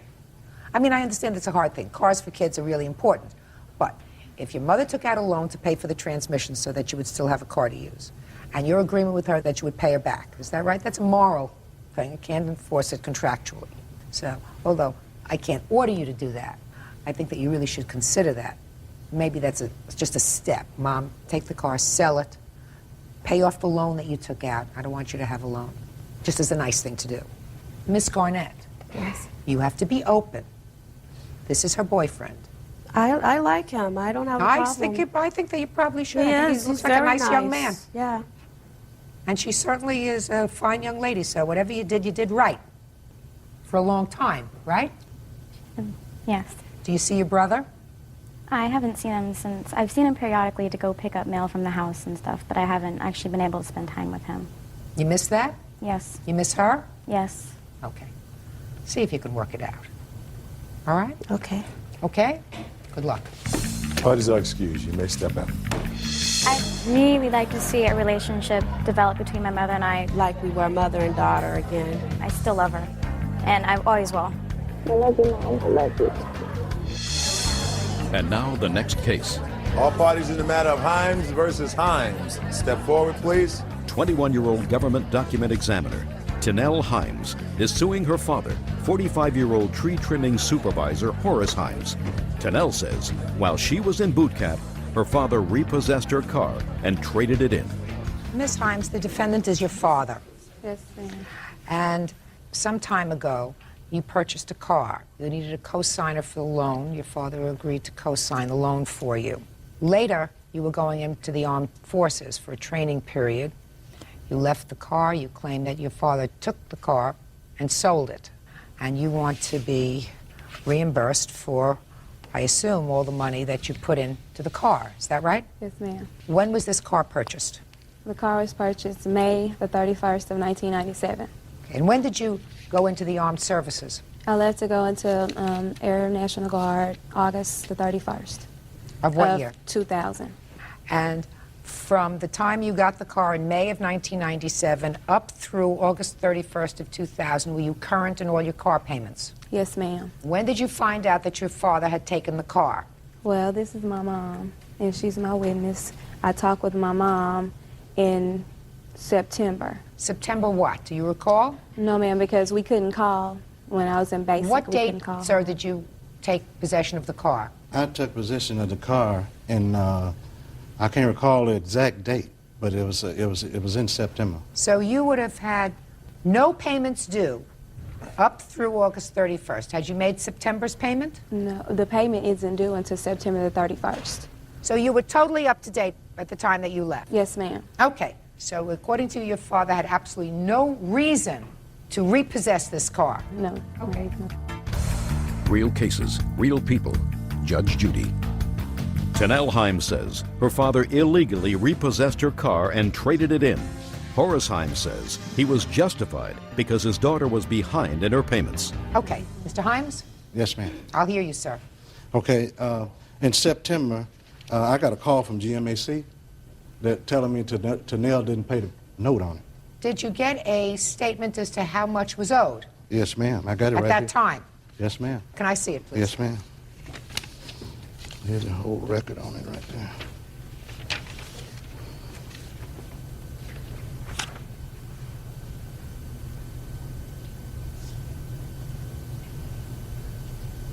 Ms. Himes, Yes, ma'am. this says that in the year 2000, you failed to make a payment in May. In July, you made a payment of $166 instead of the $296.77. Right. And you made no payment whatsoever in August. I love So I would just like to see proof that you made all of those payments up through August 31st. Do you Okay. have proof that you made all of those payments? No, ma'am, I don't have proof because I closed out that account and Yeah. I opened up a new account and I have a letter stating that they can't pull it up on the computer and I have I'm not that asking right you here. to pull it up on the computer. I'm telling you that you save your checks. And the You're not car- even talking about a year. Yes, ma'am. So you save them. Okay, some of the receipts that I had paid on my car note were in my car. When I got back home and I asked my dad to bring my belongings with, he hadn't even discussed even taking This the is the car. payment history. right? Yes, And ma'am. so you're telling me that GMAC was incorrect, and what you do is to go to GMAC and said, I made these payments. Then they're going to ask you for proof that you made the payments. Right. What are you going to tell them? The cat ate him? No, ma'am. So you owed, at the time, in September, $519.99, which your father, I assume, paid. Yes, ma'am. May I see it, please? Yes, ma'am.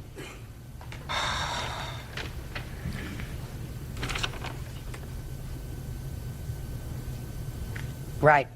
You wrote the check on September 5th, $519.99, and they received it on the 11th of Yes, September.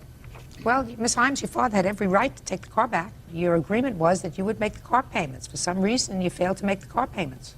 What did you want him to do? Okay, he came and got the car. When I was away and I found out that he had the car, I spoke with him. And he told me that he had made a car payment. I stated that I would send money home to him. He stated that that was okay. And if I owed him any more money, I would pay him the rest when I got home. So then you fibbed to me before when you said to me you had made all of the car payments up through August 31st. You didn't tell me the truth. You had not made all the car payments. But I left payments home to be paid, though. Madam, you made no car payment at all in May, and you made half of a car payment in July.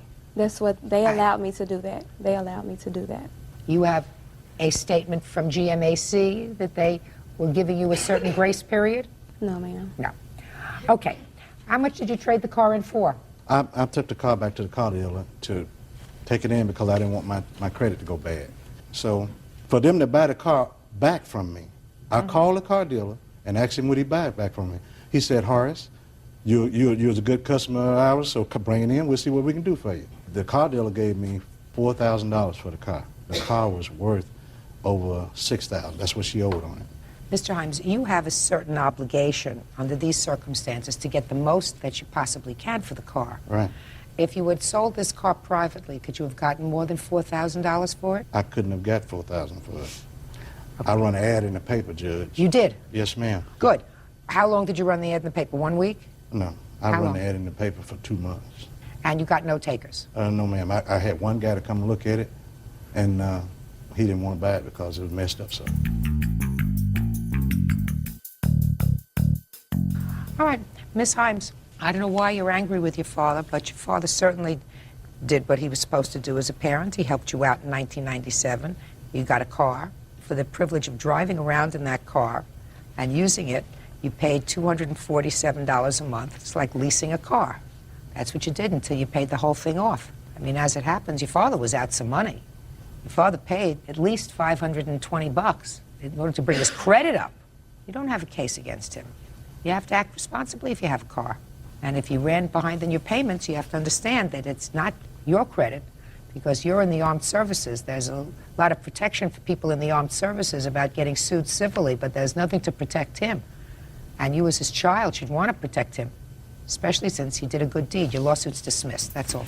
Parties are excused. Parties have been sworn in. You may be seated. Ma'am, have a seat, please. Mr. Smith, the defendant was a friend of yours, and according to your complaint, you rented a car to her, a car that was registered and titled in your name, that you weren't using. You felt sorry for her, that she needed transportation. You told her she could rent it for $20 a day. It is your claim that she owes you for the rental, as well as some damage that she did to the car. Mr. LaSalle says she owes you nothing. How many cars do you rent out, Mr. Smith? Well, I've never rented out. The proposition was I wanted to sell it to her. It was her idea to rent it. And when did you have this conversation? This was March 22nd in the afternoon. It was like after 1 or 2 p.m. What kind of car is it? It's a 1987 Cadillac Eldorado Baritz. It's like So the it's a top-of-the-line model for that year.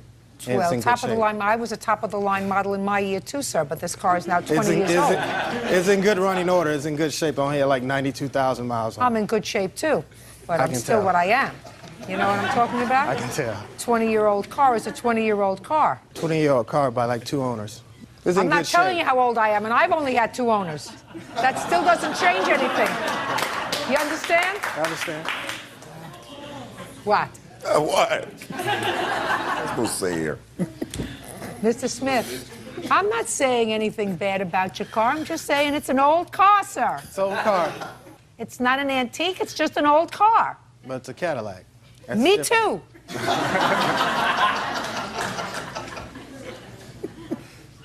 Listen, So what did you decide to do on March 22nd between 1 and 2 in the afternoon Well, with your vintage car? I gave defendant my phone number. She said she called me back, talk it over with her friend. She called me back in about a half hour and said, yeah, let's do a deal. Let's do a deal? Yeah. What do you mean, let's do a Well, deal? she proposed to rent it. I proposed to sell it. She said she couldn't afford to buy it, so I said... How much did you want it for? $20. I wanted $700. Wanted $700 for the car. That's all I wanted. She agreed, and I agreed we'll rent it for $20 a day. She went home to talk to her friend. I went home to download a rental car agreement off the internet. I had the paperwork downloaded. I picked them up, and she gave me $20 for the first day. We signed the paperwork. I gave her the keys. Let me see the paperwork.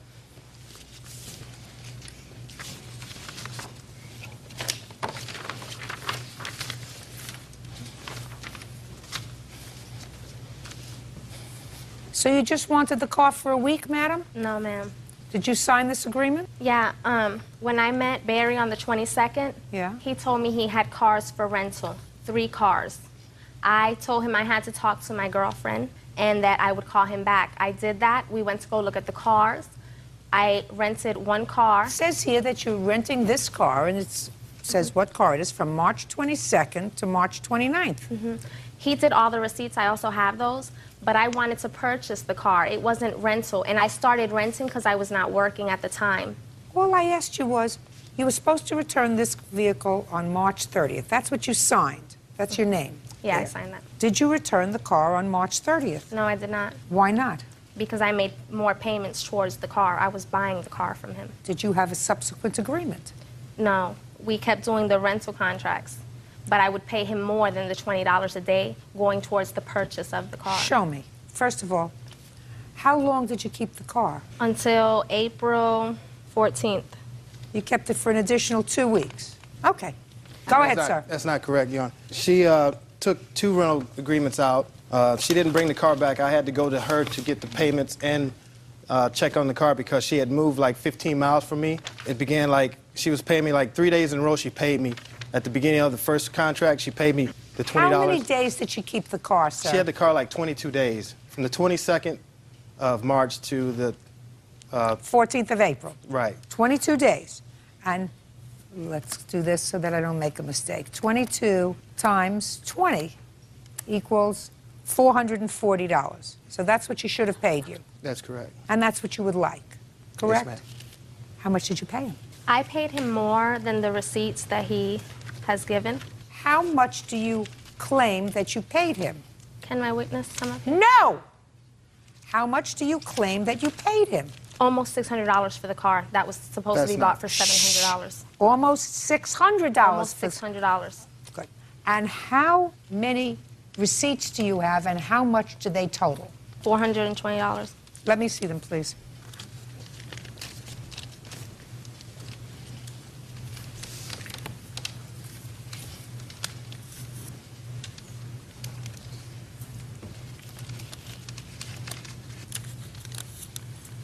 I have $400.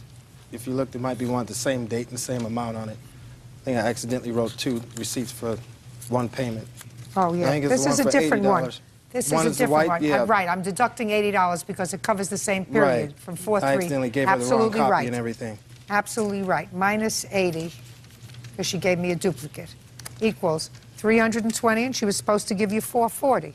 Ms. LaSalle, that's what you got. You gave him $320. Can I speak, Your Honor? Sure. He just wrote out receipts. When he came to pick up the vehicle, he went home and just wrote out receipts. The only one receipt that me and Barry had actually made was the yellow receipt. So he just made up receipts for whatever he wanted to make out the receipts. I had the car almost paid for. Just a second. Almost is not good enough. The only proof, and it's proof that you gave me of what you paid for, are these. That's what you gave me. And it says that you're $120 short. What else, sir?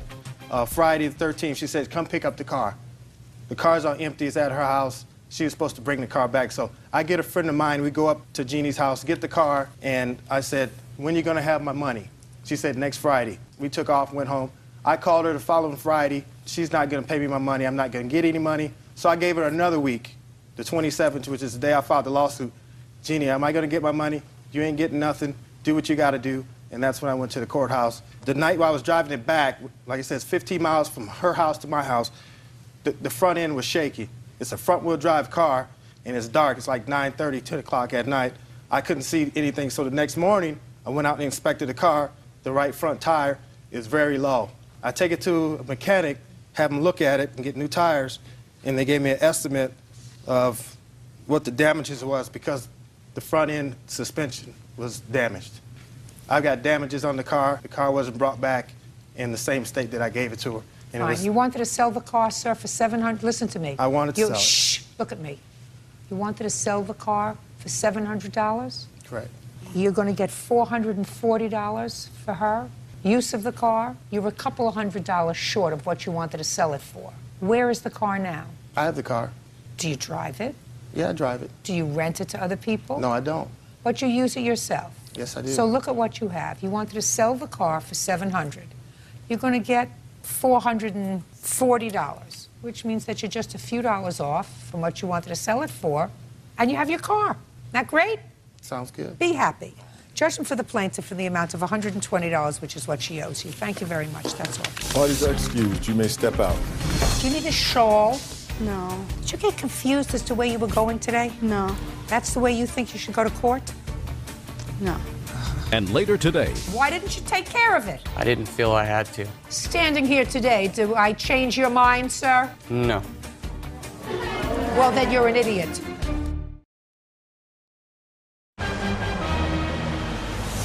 real cases, real people. Judge Judy. And now the next case.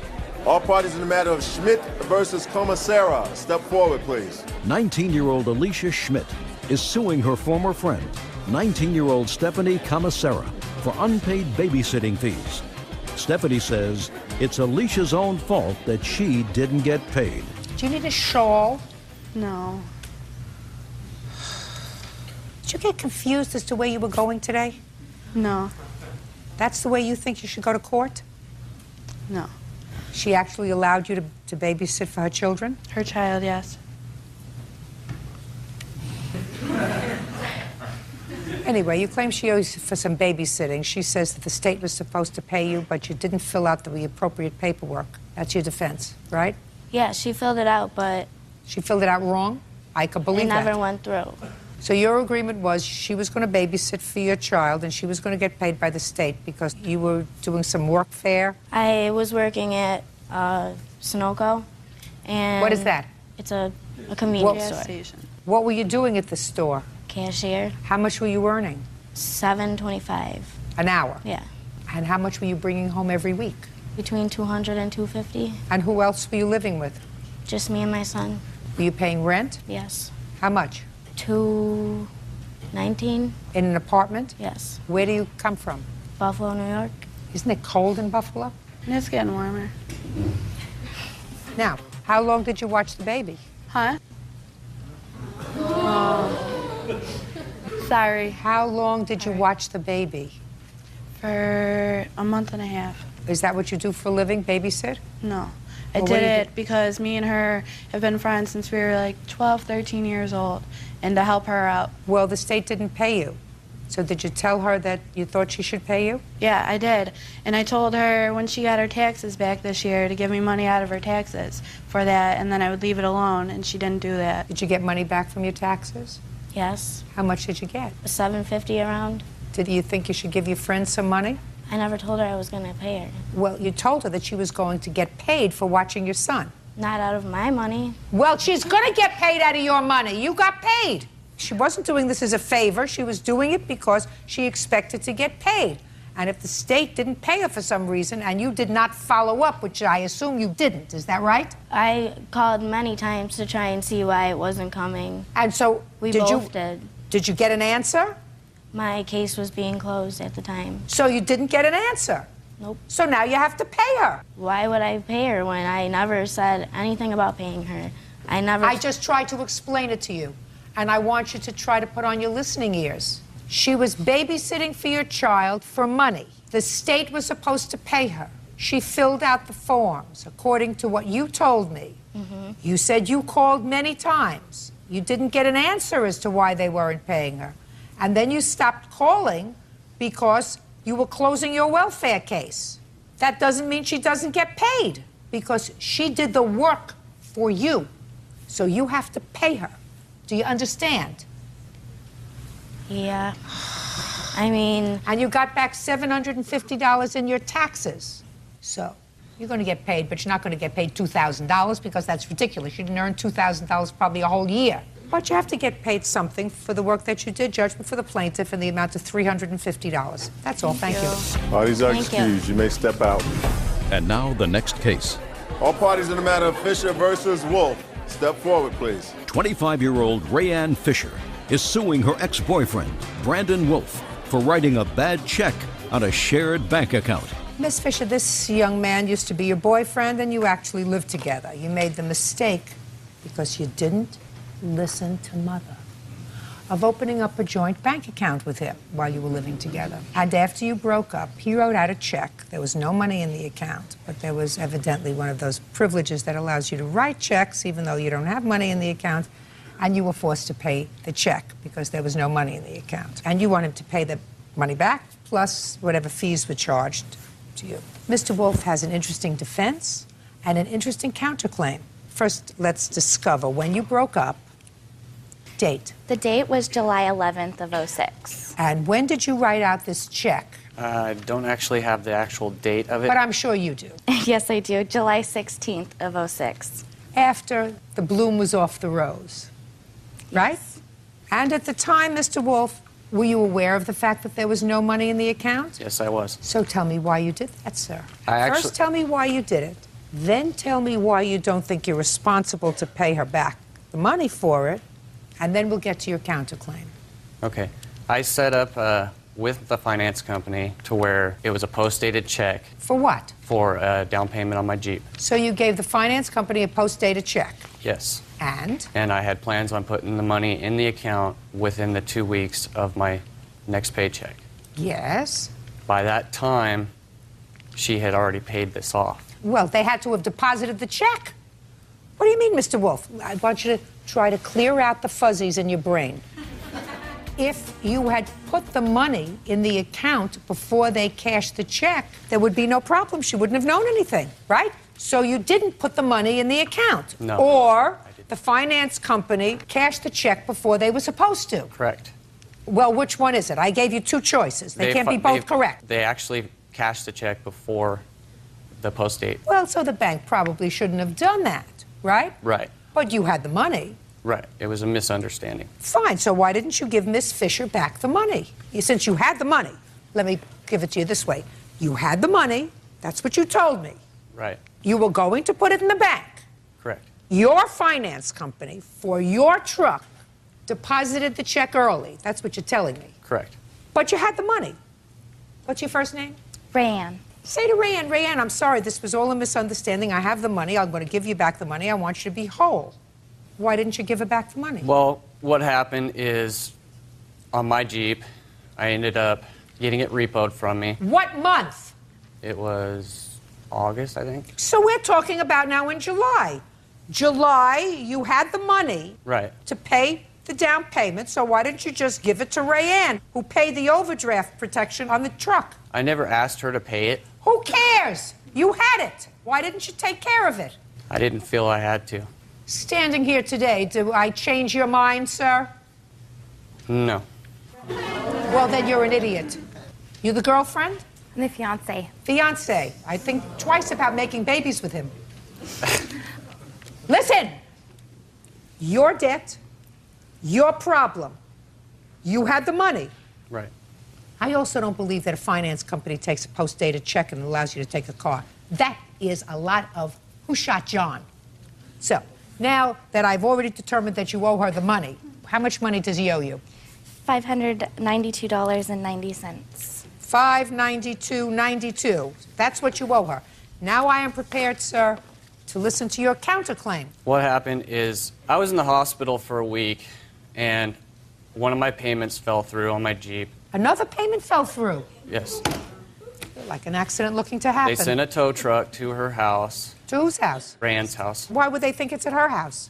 Because it was registered under the address. So the tow truck came to the house and said, where's the truck? Go ahead. She brought the tow truck over to my sister's house, had it towed, sat in... No. She didn't have anything towed. Oh. She brought the tow truck over to my sister's They house. said, where is this car? Right. And she said, it's not here. Maybe it's at his sister's house. I'll show you where that is. Is that what you're saying? Yes, So correct. what? She sat in the parking lot also, took pictures, sent them to me on my phone, and also put them up on her MySpace page. So what? So what? I didn't feel that was right. Maybe she would have felt more kindly if she wasn't out $600 for your truck while you're fooling around with your new fiancé. Do you understand? One Yes, good ma'am. turn deserves another. Your counterclaim's dismissed. Judgment for the plaintiff in the amount of $592.92. Thank you. Parties are accused. You may stand in the matter of Vasquez versus Salva. Parties have been sworn in, Judge. You may be seated. Folks, have seats, please. Mr. Vasquez, you and the defendant are sort of neighbors. Yes, ma'am. You have a home, Yes, ma'am. and you live on top of a hill. Sort of, yes, ma'am. Defendant's home is sort of at the bottom of the hill. Yes, ma'am. According to what I've read in your complaint, your home has a swimming pool. That's correct. And you decided to drain your swimming pool. That's correct.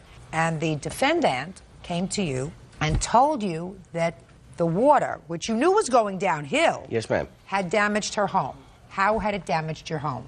It flooded my back porch, my septic tank, and went right in my back door and flooded the carpet.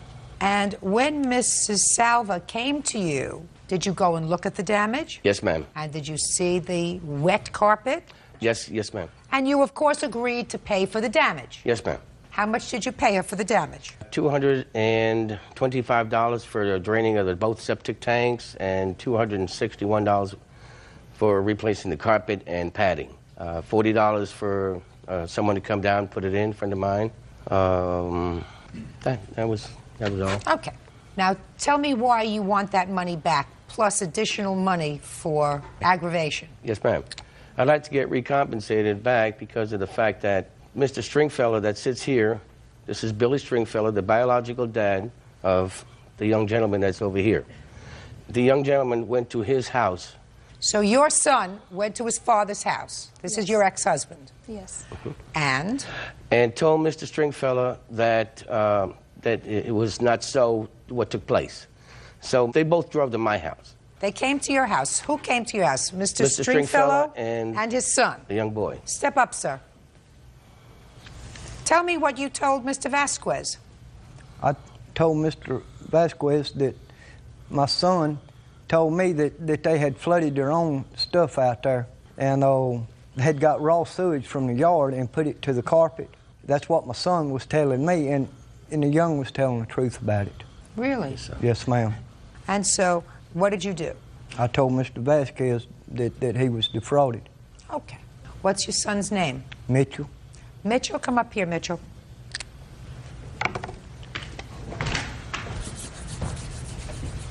That's why you want your money back. Yes, ma'am. How old are you, Mitchell? 12. You know who I am. Yes, ma'am. Are you nervous today? Yes, ma'am. You look a little nervous today, Mitchell. Do you go to school? Yes, ma'am. What grade are you in? 5th. Do you do well in school? No, ma'am. Why not? I've had a few problems here in school. What kind of problems, Mitchell? Grade problems. You have any problems at home? Um, Look at me. yes, ma'am. Tell me what kind of problems you have at home. I get yelled at a lot. By your mom? By Robert. He's my dad. Well, my stepdad. How long has your mom been married to Robert? I think 5 years. Do you have brothers and sisters? Yes, I have a sister. How old is your sister? 11. Any other children in the house? Wesley. How old is Wesley? 12. And is Wesley Robert's son? Yes. Do they get yelled at too? I don't see them get yelled at a lot. You don't see them getting yelled at. You get yelled at more. Yes. Any reason for that, you think? No. Have you talked to your mom about that? Yes, actually I have. What does she say? Sometimes she won't listen, and sometimes she does. You know anything about this problem that happened because of the flooding in your house? Yes. You want to tell me about it? You want to tell me about it privately, or you want to tell me about it here? We could do it privately. Then let's do it privately. Come on in the back.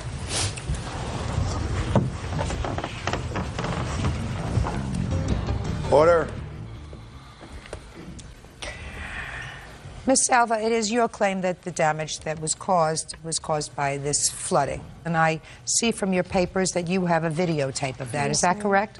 Yes, ma'am. I'd like to see the videotape.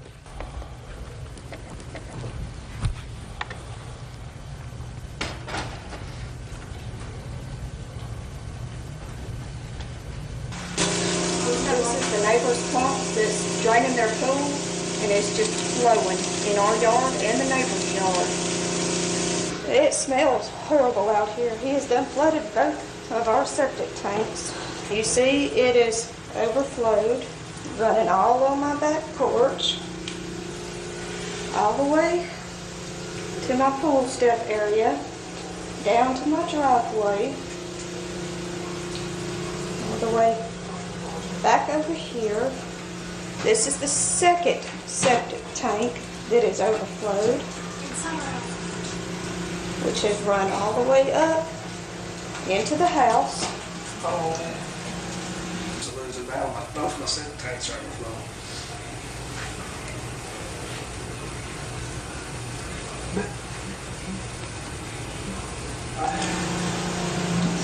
Flooded. Run all over my yard. Bert, stop it there, please. Would We you tried please? to. Stop it there. And I want you to back it up a little bit, please. Back it up about 5 seconds. Keep going, keep going, keep going, keep going, keep going, keep going, keep going, keep going. Now, I want you to stop it right there. Thank you. You've been married 5 years, Miss Salva? Yes, ma'am. You have 2 children? Yes, ma'am. Your husband has 1 child. Yes, ma'am. You punish your children by hitting them with a belt? No, ma'am, I do not. I want you to pay very careful attention to me, Miss Salva. When I ask you a question, I expect a truthful answer. If I don't get a truthful answer from you, you're in serious trouble. Do I make myself clear? Yes, ma'am. Does your husband Robert punish the children with a belt? No, ma'am, he doesn't. I don't believe you. He doesn't. I don't believe you. Was your son living with his father for some time last year? For about 2 months. Why was he living with his father? He was stealing and sneaking out at night, and that was just a last resort to try to straighten him out, and that didn't work. Explain to me why it didn't work. His father had went out of town and left him there for I don't know how long without any supervision. So I went and picked him up. Did you go out of town, sir? No, ma'am, I didn't go out of town. I was at home. She went and took the young'un out of school, didn't call me, didn't do nothing, and it costed me new uniforms, new everything. She didn't call me, didn't say nothing. She just come picked him up. 2 weeks, so he didn't even go to school. And my daughter, she hadn't been in school in over a year. Is that right? Yes, Salva? ma'am. Yes, ma'am. She's Why is that? homeschooled. She, well... She's homeschooled by whom? By me. What college did you graduate from? I went to the George County Occupational Training Center, but I did not graduate. What university did you graduate from? I did not graduate Then from how are you university. homeschooling your children? It's just one that I homeschool. Why? Because 2 years ago when she went to his house for the weekend, she was in a very bad wreck and flipped 5 times, and she has problems from that. And you've been told to homeschool her? No, or you ma'am. decided to homeschool her? That was my choice. Right. Miss Salva, I'm going to make some suggestions to you, and I want you to take them to heart. Your primary responsibility is to your 2 children. Your primary responsibility is to see to it that your 2 children are raised with a reasonable moral code, that they don't see their parents being involved in lying or cheating or stealing. That's your primary responsibility. And your husband, Robert, it is not his responsibility to corporally punish your children. Do I make myself clear? Yes, ma'am. Now, this young man I find to be a charming young man. Bright, very likable. He has the potential to be a nice young man. You and your family are screwing that up. You see that spot? Yes, ma'am. That's a dry spot. It had already That's been a swept dry away. spot. That's a dry spot that was there before your husband forced your son to take a hose and flood the inside of your house. Now, that doesn't mean, Mr. Vasquez, that there wasn't a lot of damage done by your pool. It's clear to me, based on these photographs, that your pool drainage did some damage. Next time you'll figure out some other way to drain your pool. That's not the point here.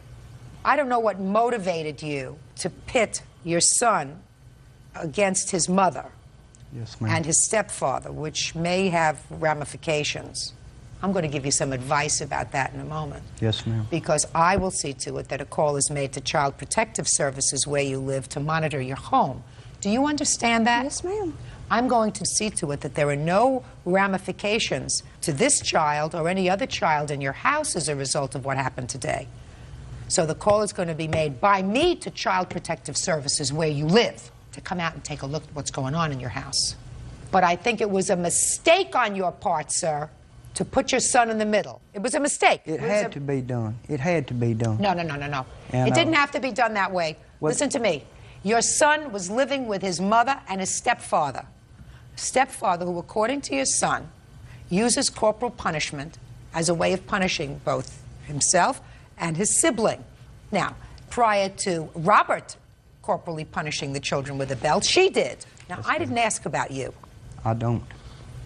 He seemed to be very happy when he was living with you, and he doesn't know why his mother came and took him away. You pay his mother child support? No, he does not. Oh, Miss Judy. I asked you a question. No, That ma'am. requires a yes or a no. Ma'am.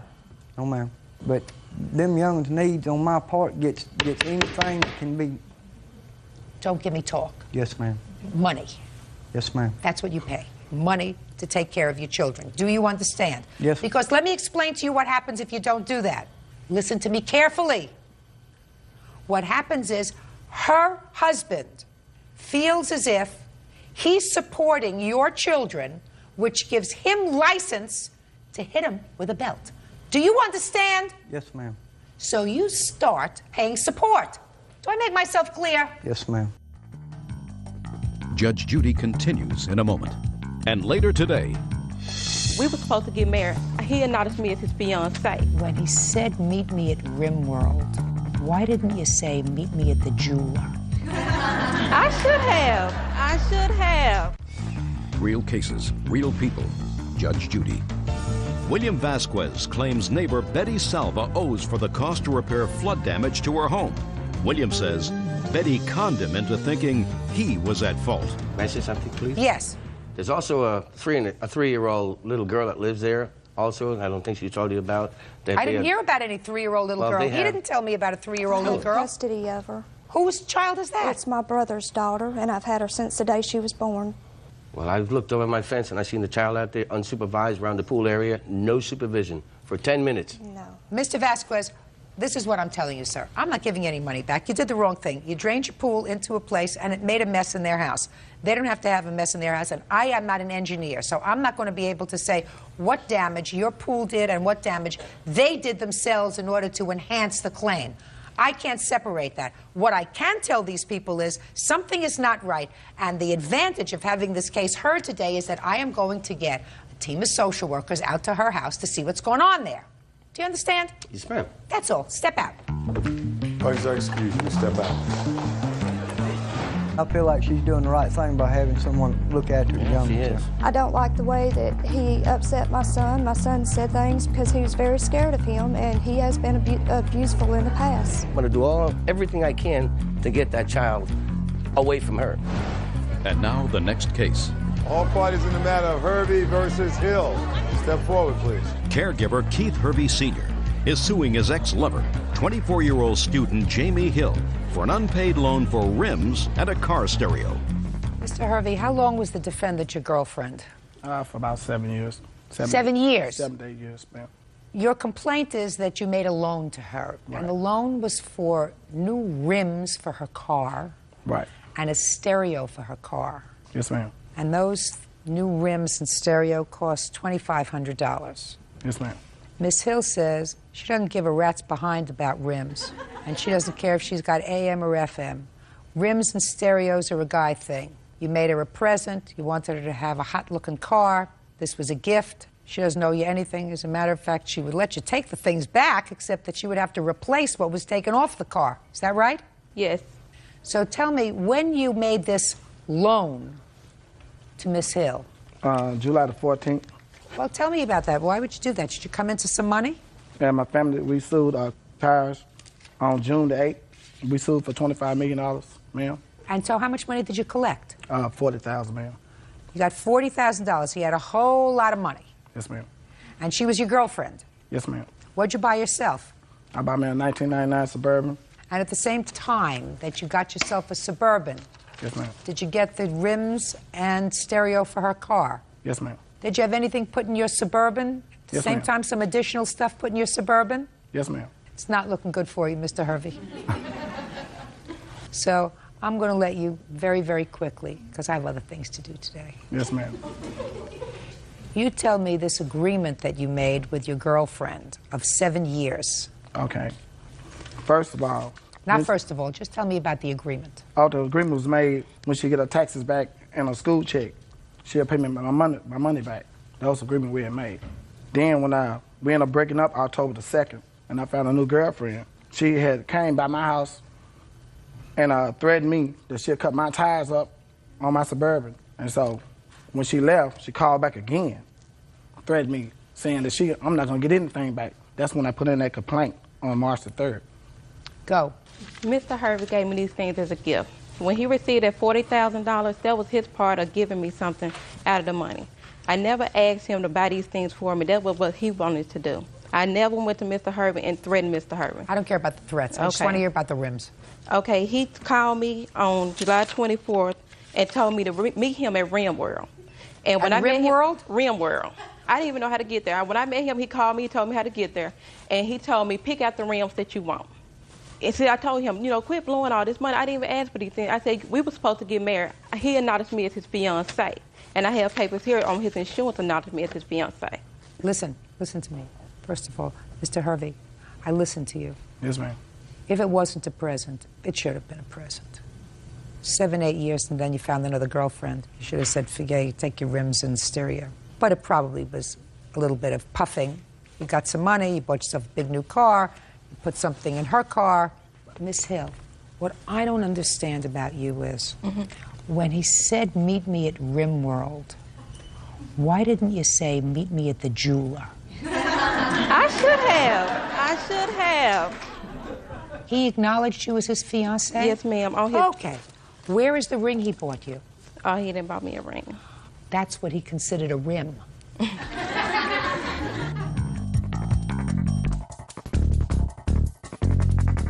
Mr. Hervey.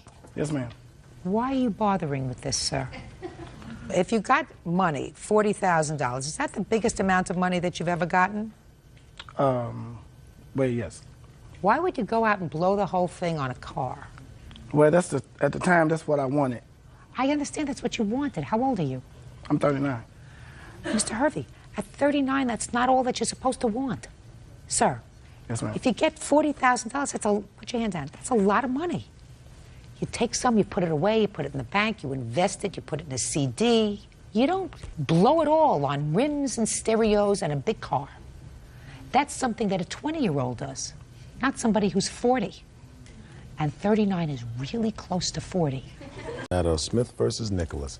Parties have been sworn in, Judge. You may be seated.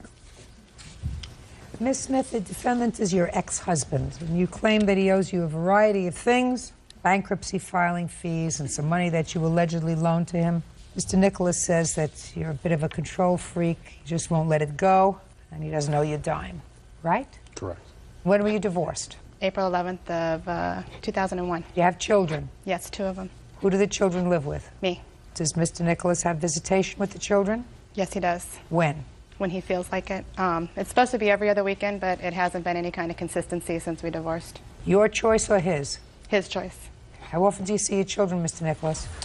Not enough. Your choice or hers? Mostly her choice. Sometimes yours? There have been points in time where if I had to work on a Saturday and my son had a baseball game, then... Gotcha.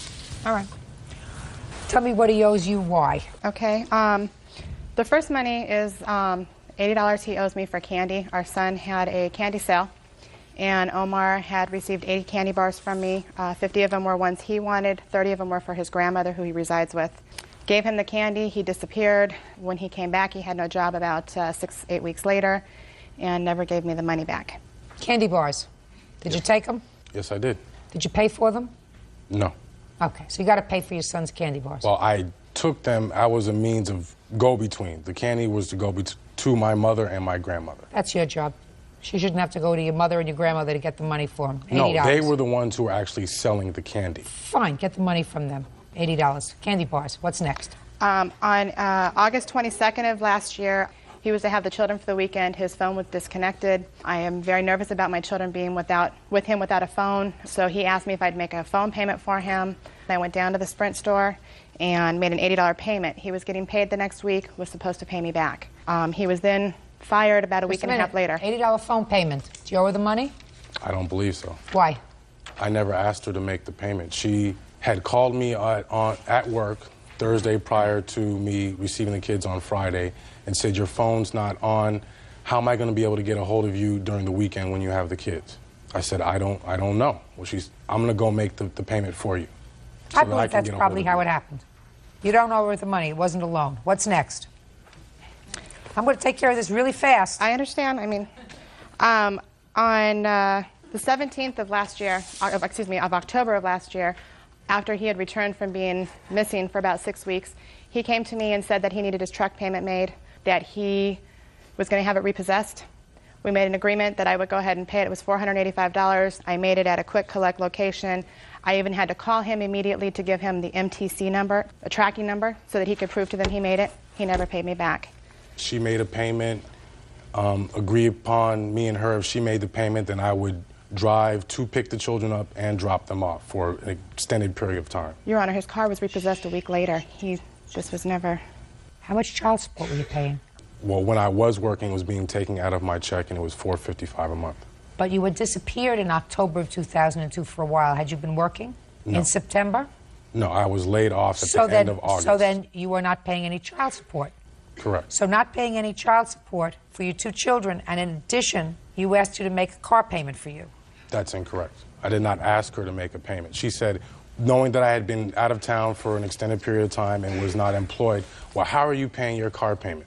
I said, well, I had not been for, the past 6 weeks. How did she get the information, sir, that you can go to a quick cash place and take care of it? I gave her the information. Good. You gave her that information. Is that right? That's right. Good. I never said that I would pay her back. Listen to me carefully. Watch my mouth. I don't believe you. I believe you asked her to make the payment for you as a loan. $485. And my ex-wife who divorced me is going to make a car payment for me that I asked her to? Do you understand? No, it was a loan. No, she didn't do it as a gift. She did it as a loan.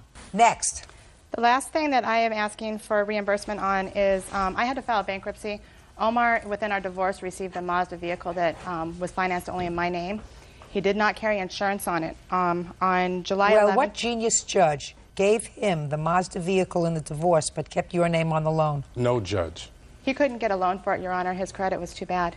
What's the judge in divorce gave me the Honda. He took possession of the vehicle in January possession when I of what left. Vehicle? Of the Mazda. I have the divorce here. It says that he is responsible for this vehicle and that any possessions that we have at that time. We had everything already split together. You had 2 cars. You had a Mazda and a Honda. He had possession of both of them when we divorced. Okay, and you were supposed to get which car? I was supposed to receive neither. He was supposed to sell the Honda. He had a friend who was supposed to be buying the Honda. That didn't happen. It got repossessed. Story time. You gave him the Mazda, but you had the loan for the Mazda in your name? Right, and what my... Shh. Were you making the payments on the Mazda? He was to make the payments, and he didn't make the payments. Well, that's what I'm talking about. Right. That means either you had very, very bad counsel. Did you have an attorney? I had a paralegal that did it for me. Well, not too swift. If you own a car and you give the car to somebody else, but you maintain your obligation to pay for it, you have to be smart enough to carry insurance on it, and you don't rely on him, as you did. You're going to pay for it, and you're going to keep it insured, and you're going to do all the other things that you're supposed to do as a responsible human being. Because I gather what happened is the car was in an accident? Correct. While you were driving it? Correct. So you just stopped making payments if you ever did make the payments on it, is that right? In a roundabout way. And you never carried insurance on it? Correct. You really are a prize. Well, Your Honor, can I tell you what happened? Yeah, sure. The vehicle was involved in an accident. I was cleared by the police as not being at fault. I gave Ms. Smith the police report so she could follow up on the owner of the vehicle. Why is that her job? Because it's in her name. Let me tell you something. You're as thick as this table. Or you're just used to somebody else cleaning up after your mess. Judge Judy continues in a moment. Are these your only 2 children? Yes, they are. The greatest gift you can give your children is a sense of morality. I hope that they can get that from their mother, because based upon what you tell me, they're certainly not getting it from you. And later today, Yeah, we're engaged. I treated our relationship as if we were getting married. We Listen were to planning me. our wedding. Engaged is not married. And if you choose not to do that, don't bother me. real cases, real people. Judge Judy. Stacy Smith claims ex-husband Omar Nicholas owes for a series of unpaid loans. Omar claims Stacy gave him the money. You're driving the car. You're getting the pleasure from it. You're in an accident, your fault or not. You were in the accident, not her. You have possession of the car. You were supposed to make the payments on the car. She was supposed to be absolved of those payments, and you say to her, I gave you the information. Follow up on it. The Honey, payments have nothing to do with whether the fact that she had to file bankruptcy on it. let me ask you this question, Mr. Wonderful. Who's responsible to the bank on the car? The person who has the loan. Don't be smart with me. Who would that be? The person who bought the vehicle. Her. Correct. Right. What kind of work do you do? I'm a loan officer.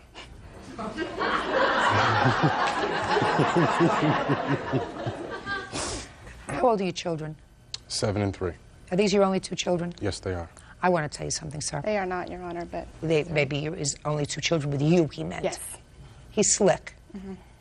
The greatest gift you can give your children is a sense of morality, right and wrong. I hope that they can get that from their mother, because based upon what you tell me, they're certainly not getting it from you. And how is that?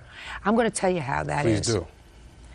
Because it seems to me like you've been getting the cream and she's been getting the skim on this milk. Wow. Really? I don't have money for car payments, $485. I didn't ask you for it. Therefore, it wasn't a loan. I took the candy, I gave it to my mother and my grandmother. As it was You supposed need to go. quiet. You want the money? Go to my mother and my grandmother. Sorry, I can't call you when I have the kids this weekend because my phone was cut off. You want to make a payment on it? Go ahead and do it. Otherwise, not going to be able to get in touch with you and you can't get in touch with the kids. And she does it. I have a job. I don't have a job. I got fired from my job. I got laid off from my job. I disappeared for 6 weeks. Sometimes I pick my kids up. Sometimes I don't. That sounds pretty amoral to me. In any event, what you want him to be responsible for is the fact that you had to file for bankruptcy because you had to pay for the car that he wrecked. That's the basis of your claim. And I'm going to tell this to you. You divorced him for a reason. Is that right? Definitely. Why would you think that the things that caused you to divorce him all of a sudden were going to change once he became a divorced person? Was he responsible when you were married to him? No, he wasn't. Was he an avoidance person when you were married to him? Definitely. Was it always somebody else's fault when you were married to him? Oh, yeah. Why would you think, madam, that a brief year or two, considering that in that brief period of time he hadn't done the right thing, would change him? So, if you gave him the car, you keep the insurance on it. Your Honor, he did have insurance on the vehicle at one time when he took possession of it. He had gotten the insurance, he handed a fake insurance card to the police. Listen to me. Was he responsible when you were married to him? No. Did he lie to you?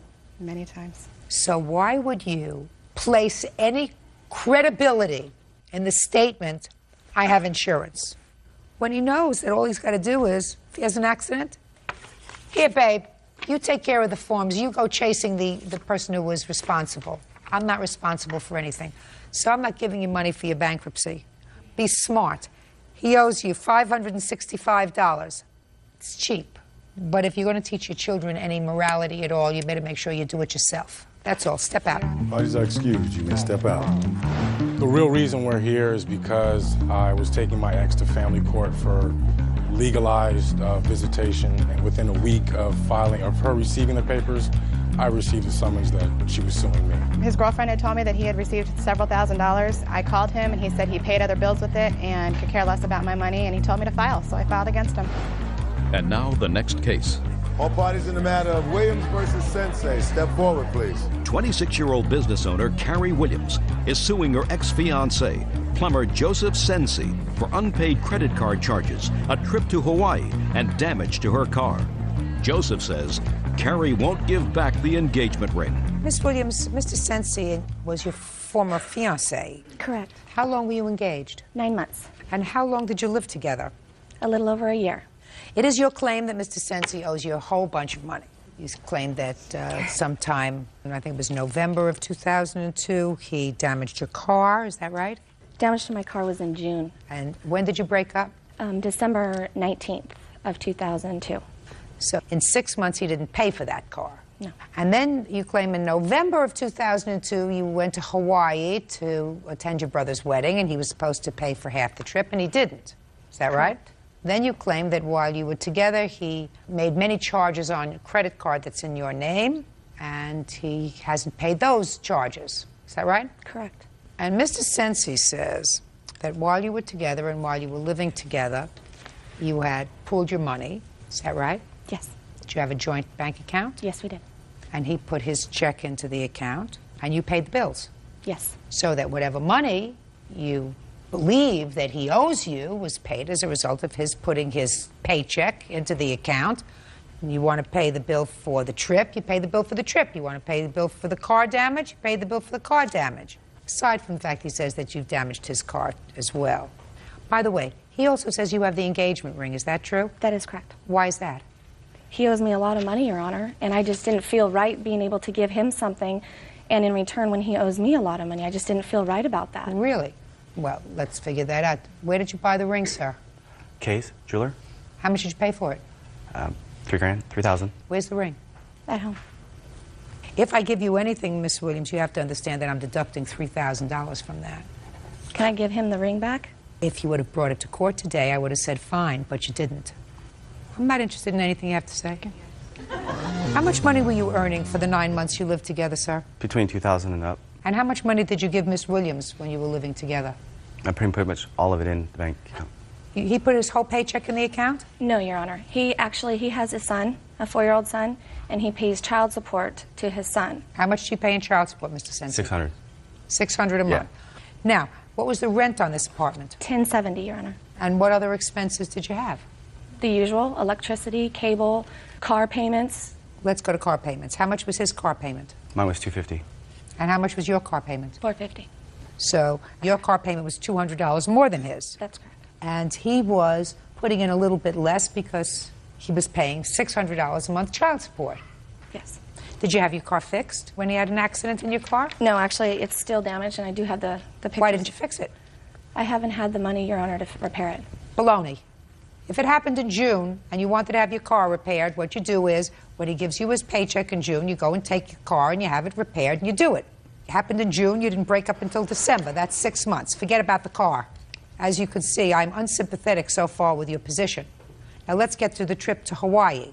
Trip to the Hawaii was in November to your brother's wedding. How did you pay for the tickets? My mother and father actually paid for our tickets because we could not financially afford to do it at the time. So why did you go to Hawaii for your brother's wedding if the parents paid for it? It was my brother's wedding. I felt like I needed to be there, and considering he was my fiancé, I wanted him to be around. Then you pay for it. We didn't have the money, Your Honor. Then you borrowed it, you pay it back. It was your brother's wedding. You wanted to go. You wanted him to go with you. He's giving you all his money, madam.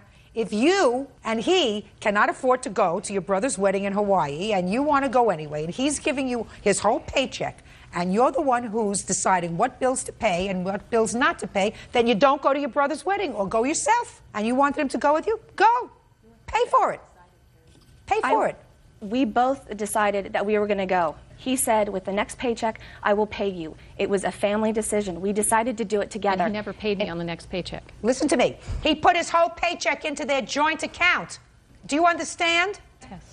Perfect. We shared numerous credit cards together, Your Honor, that I charged in my name because he has no credit at all. He couldn't get credit cards in his name. Listen to me. I was the idiot who did it all to myself. Then what you have to do is say, I'm the idiot. Why are you visiting your lunacy on the court system? Because I would think that the court system would be unfair to me due to the fact that I have all of this evidence, which I would love the opportunity to prove to you. Me. We do not have courts in this country that deal with the problems of people who choose to live together. You entangle your finances, and then you expect courts to waste valuable time in untangling your mess. There is no question in my mind that he was charging things on a credit card that was in your name because you gave him permission to do that. You were responsible for the finances. He's given you the money. You planned on staying together. Listen to me. Don't interfere. My Of mother course and they father- planned on staying together. And if they planned on staying together, and if they were together, we wouldn't be here. My mother and father have been married for over 30 years. They set a very good example on what marriage should be like. I've never been engaged before. This was the man I was going to spend the rest of my life with. Correct. Yeah, we're engaged. I treated our relationship as if we were getting married. We Listen were to planning me. our wedding. Engaged is not married. Pay attention. They're married for 35 years or 30 years or however long they're married. Courts recognize their relationship. If they gave you a very good example of what marriage is, then what you do is you don't live together and open up a joint bank account and joint credit cards and joint debts and joint obligations until you are married. Right. And if you choose not to do that, don't bother me. Carrie, you why have an did you break up? engagement ring. Sell it. Well, Goodbye. I would like to tell you, Your Honor, that I have a police report. Oh, Parties are excused. You may step out. Count in the matter of Bauer versus Villa. Parties have been sworn in, Judge. You may be seated, ma'am. Have a seat, please. Miss Bauer, when were you and your husband married? April 12th, 2003. And in what year do you allege that you made loans to Mr. Villa? 2001, September and December. Have a seat, sir. Your husband really isn't a party to this action, unless facts prove me mistaken. You were living with or in a relationship with Mr. Villa, is that correct, when you made these loans? No, I was not. But you made a loan to him? Yes, I did. I was away on a business trip, and he had called me, and he was telling me that the current transportation he had was unsafe for our daughter when he had her on his weekends, and he was looking to upgrade and improve his vehicle for her safety. When had your relationship with the defendant terminated? Final termination was probably June of 1999. Is that correct, sir? Yes, it is. So you were away on a business trip, and the defendant had physical custody of the child. During that weekend. Okay, so he called you and said what? He called to let me know that he was looking for safer transportation for our daughter. He needed a better vehicle to get to and from work. And he was asking if I could loan him the money for the down payment for a vehicle that he had found. And what did you say? I was hesitant at first because of the amount he was looking for. But, What was he looking for? He was looking for $2,000. You were hesitant at first, but? He was insistent on how the vehicle he had was not safe for our daughter. He needed something better. So I finally gave in and spoke to the owner of the car dealer, gave them my credit card number, and took care of the transaction via the phone. Did you draw up any papers with him? I did not. We had a verbal agreement of repayment. And the repayment schedule was going to be what? As soon as possible. That's not a schedule. And if you took this money off your credit card, that means that you were paying credit card charges. Correct. Did he make a payment in October? No, he did not. I believe the first payment may have shown up in December. In what amount? $50. In 2002, did he make any payments whatsoever? Not again until September of 2002. In what amount? $50. Now, that wasn't the only loan that you allege that you made to Mr. Villa. What was the other loan you allege you made to him? The other loan took place on December 5th, also 2001. He had scheduled a dentist appointment for himself and our daughter.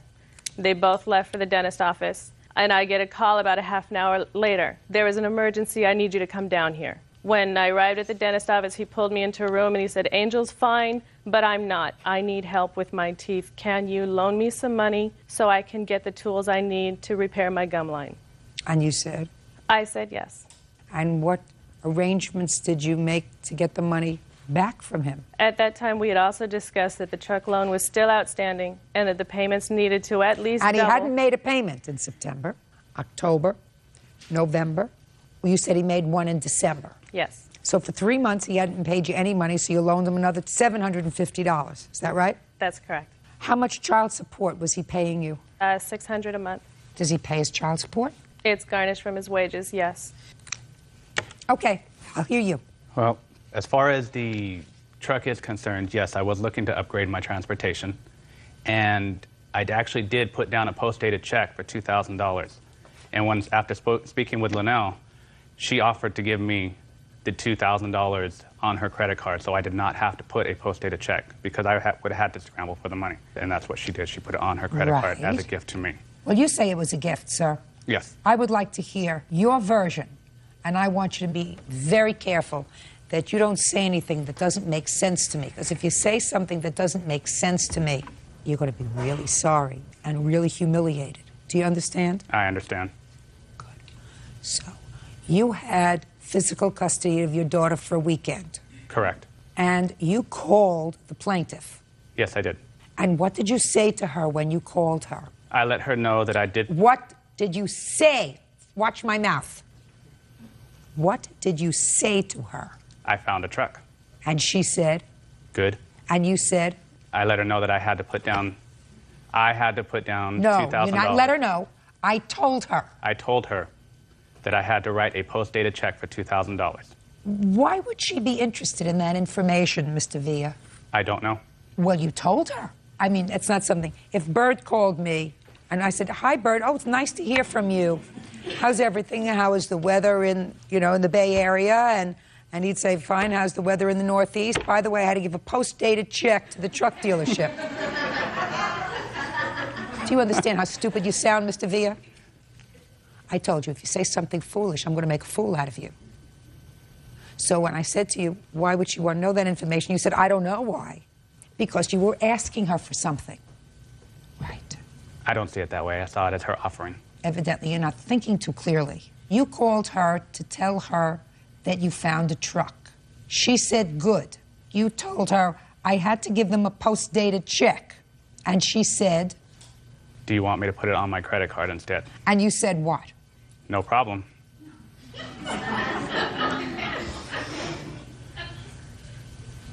You're lucky they garnish his wages. Yes, ma'am. Judge Judy continues in a moment. You're a slickie. Maybe she still had feelings for you at the time, and maybe you played on that. Either way, you're not a nice person. You're slick. And later today... Don't you want to read the police report? Excuse me? I got everything that I needed from you without the police report. No, you need to read the police report. No, Mr. Hatfield, I don't have to do anything. Real cases, real people. Judge Judy.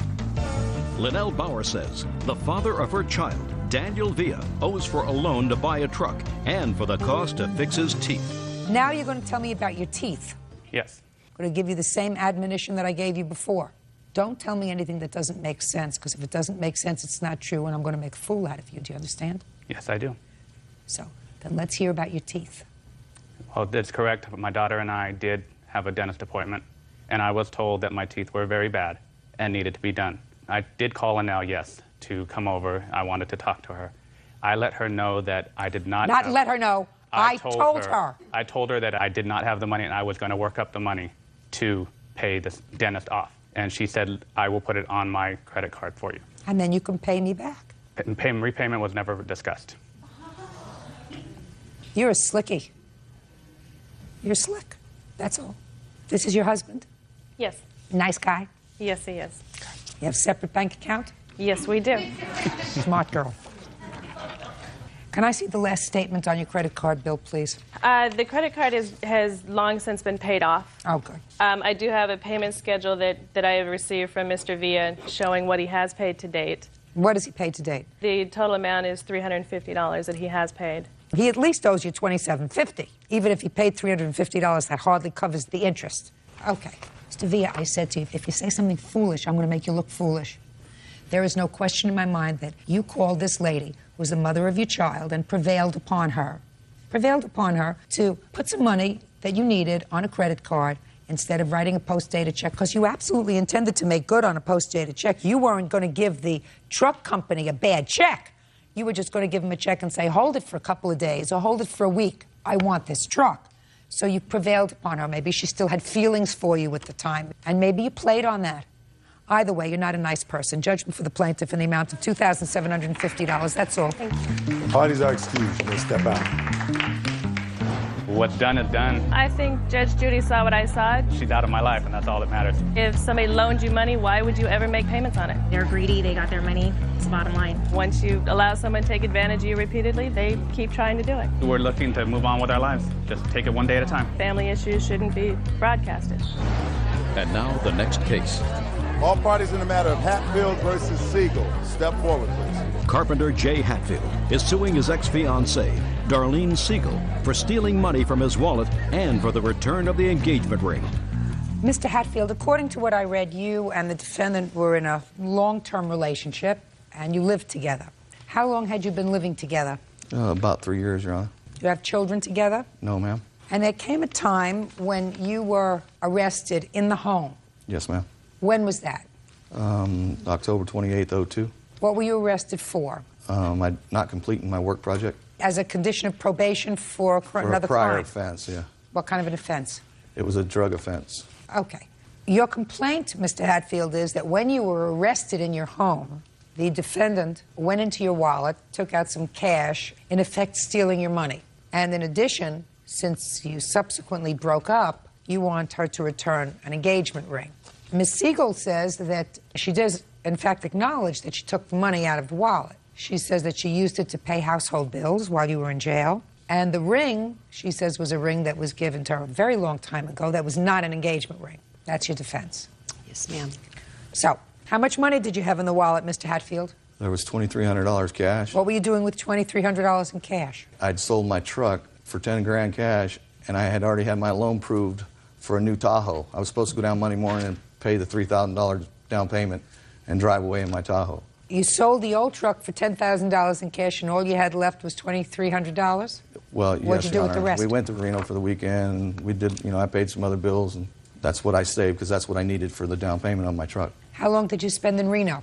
Just one night. You spent $7,000 in one night? No, Your Honor. I had other bills I had to pay, and like what?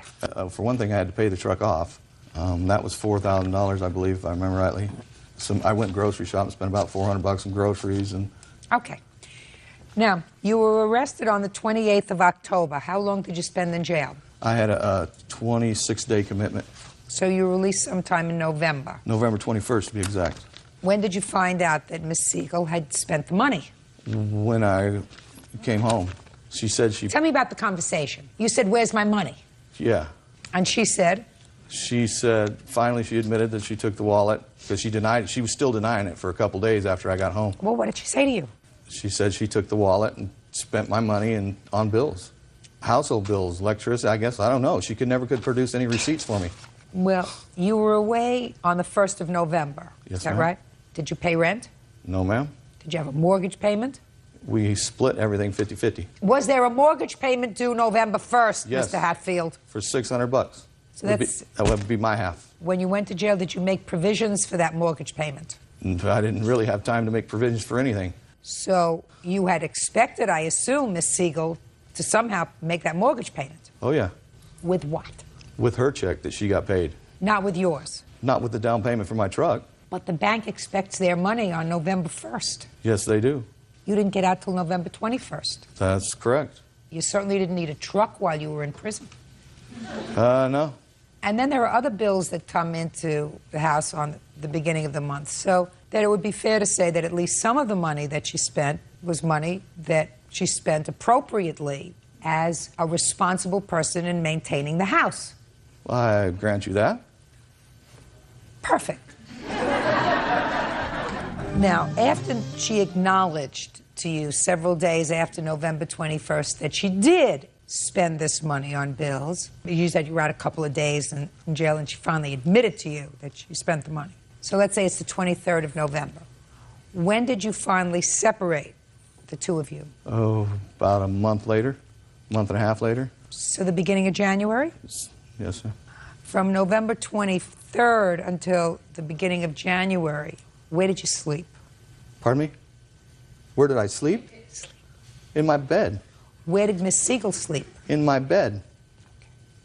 So after she acknowledged to you that she had taken this money and paid the bills, you cohabited together as you had before for the previous 3 years. Is that right? Yes, Your Honor. And it would be fair to say, Mr. Hatfield, that but for the fact that the two of you broke up sometime in January of 2003, we would not be standing here today. I wouldn't say that. I would. Well, that's you. That's not me. I'm the only one that counts. Because if you felt that someone was a thief, like Miss Siegel, then you would either call the police, and if you didn't want to do that because of the relationship, you certainly would leave or tell her to leave or separate But certainly, you wouldn't, by cohabiting together, give her the impression that what she did in spending this money was either forgiven or appropriate. Never gave her that impression whatsoever. Well, let me ask you this question, Mr. Hatfield. When you shared the same bed together, did you share the same bed together in the biblical sense, sir? What do you mean? We slept together, yeah. That doesn't mean it's okay to steal my wallet and spend my money. That's what you think. And then throw my wallet in the trash somewhere. That's what you think. You That's see, you know what what? You know what a woman thinks? I took the money, he went to jail. We had bills to pay. We had mortgage, we had gas, we had electric, we had sewer, we had garbage, we had credit card bills, we had whatever we had. I took the money. By the way, she says it was a lot less than $2,300. Is that right? That's right. How much was it? It was $1,700 cash. Okay. So a woman says, I used that money to pay bills. And you get mad and you have an explosion. How could you take my wallet? And how could you spend the money without my permission? That was a... But, honey, let's go to bed. So a woman says to herself, mad. He's not so mad because, you know, we're living together as a family. Where else would we live?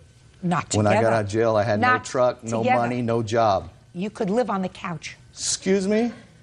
I owned everything in the house. Did you tell her to leave? Eventually. No. On the 21st or the 22nd of November, Mr. Hatfield, did you say, get out, you stole my wallet? No, or I did you not. say, come to bed, honey? Two different things, Mr. Hatfield. Wasn't like that, but we were arguing and fighting for the whole month.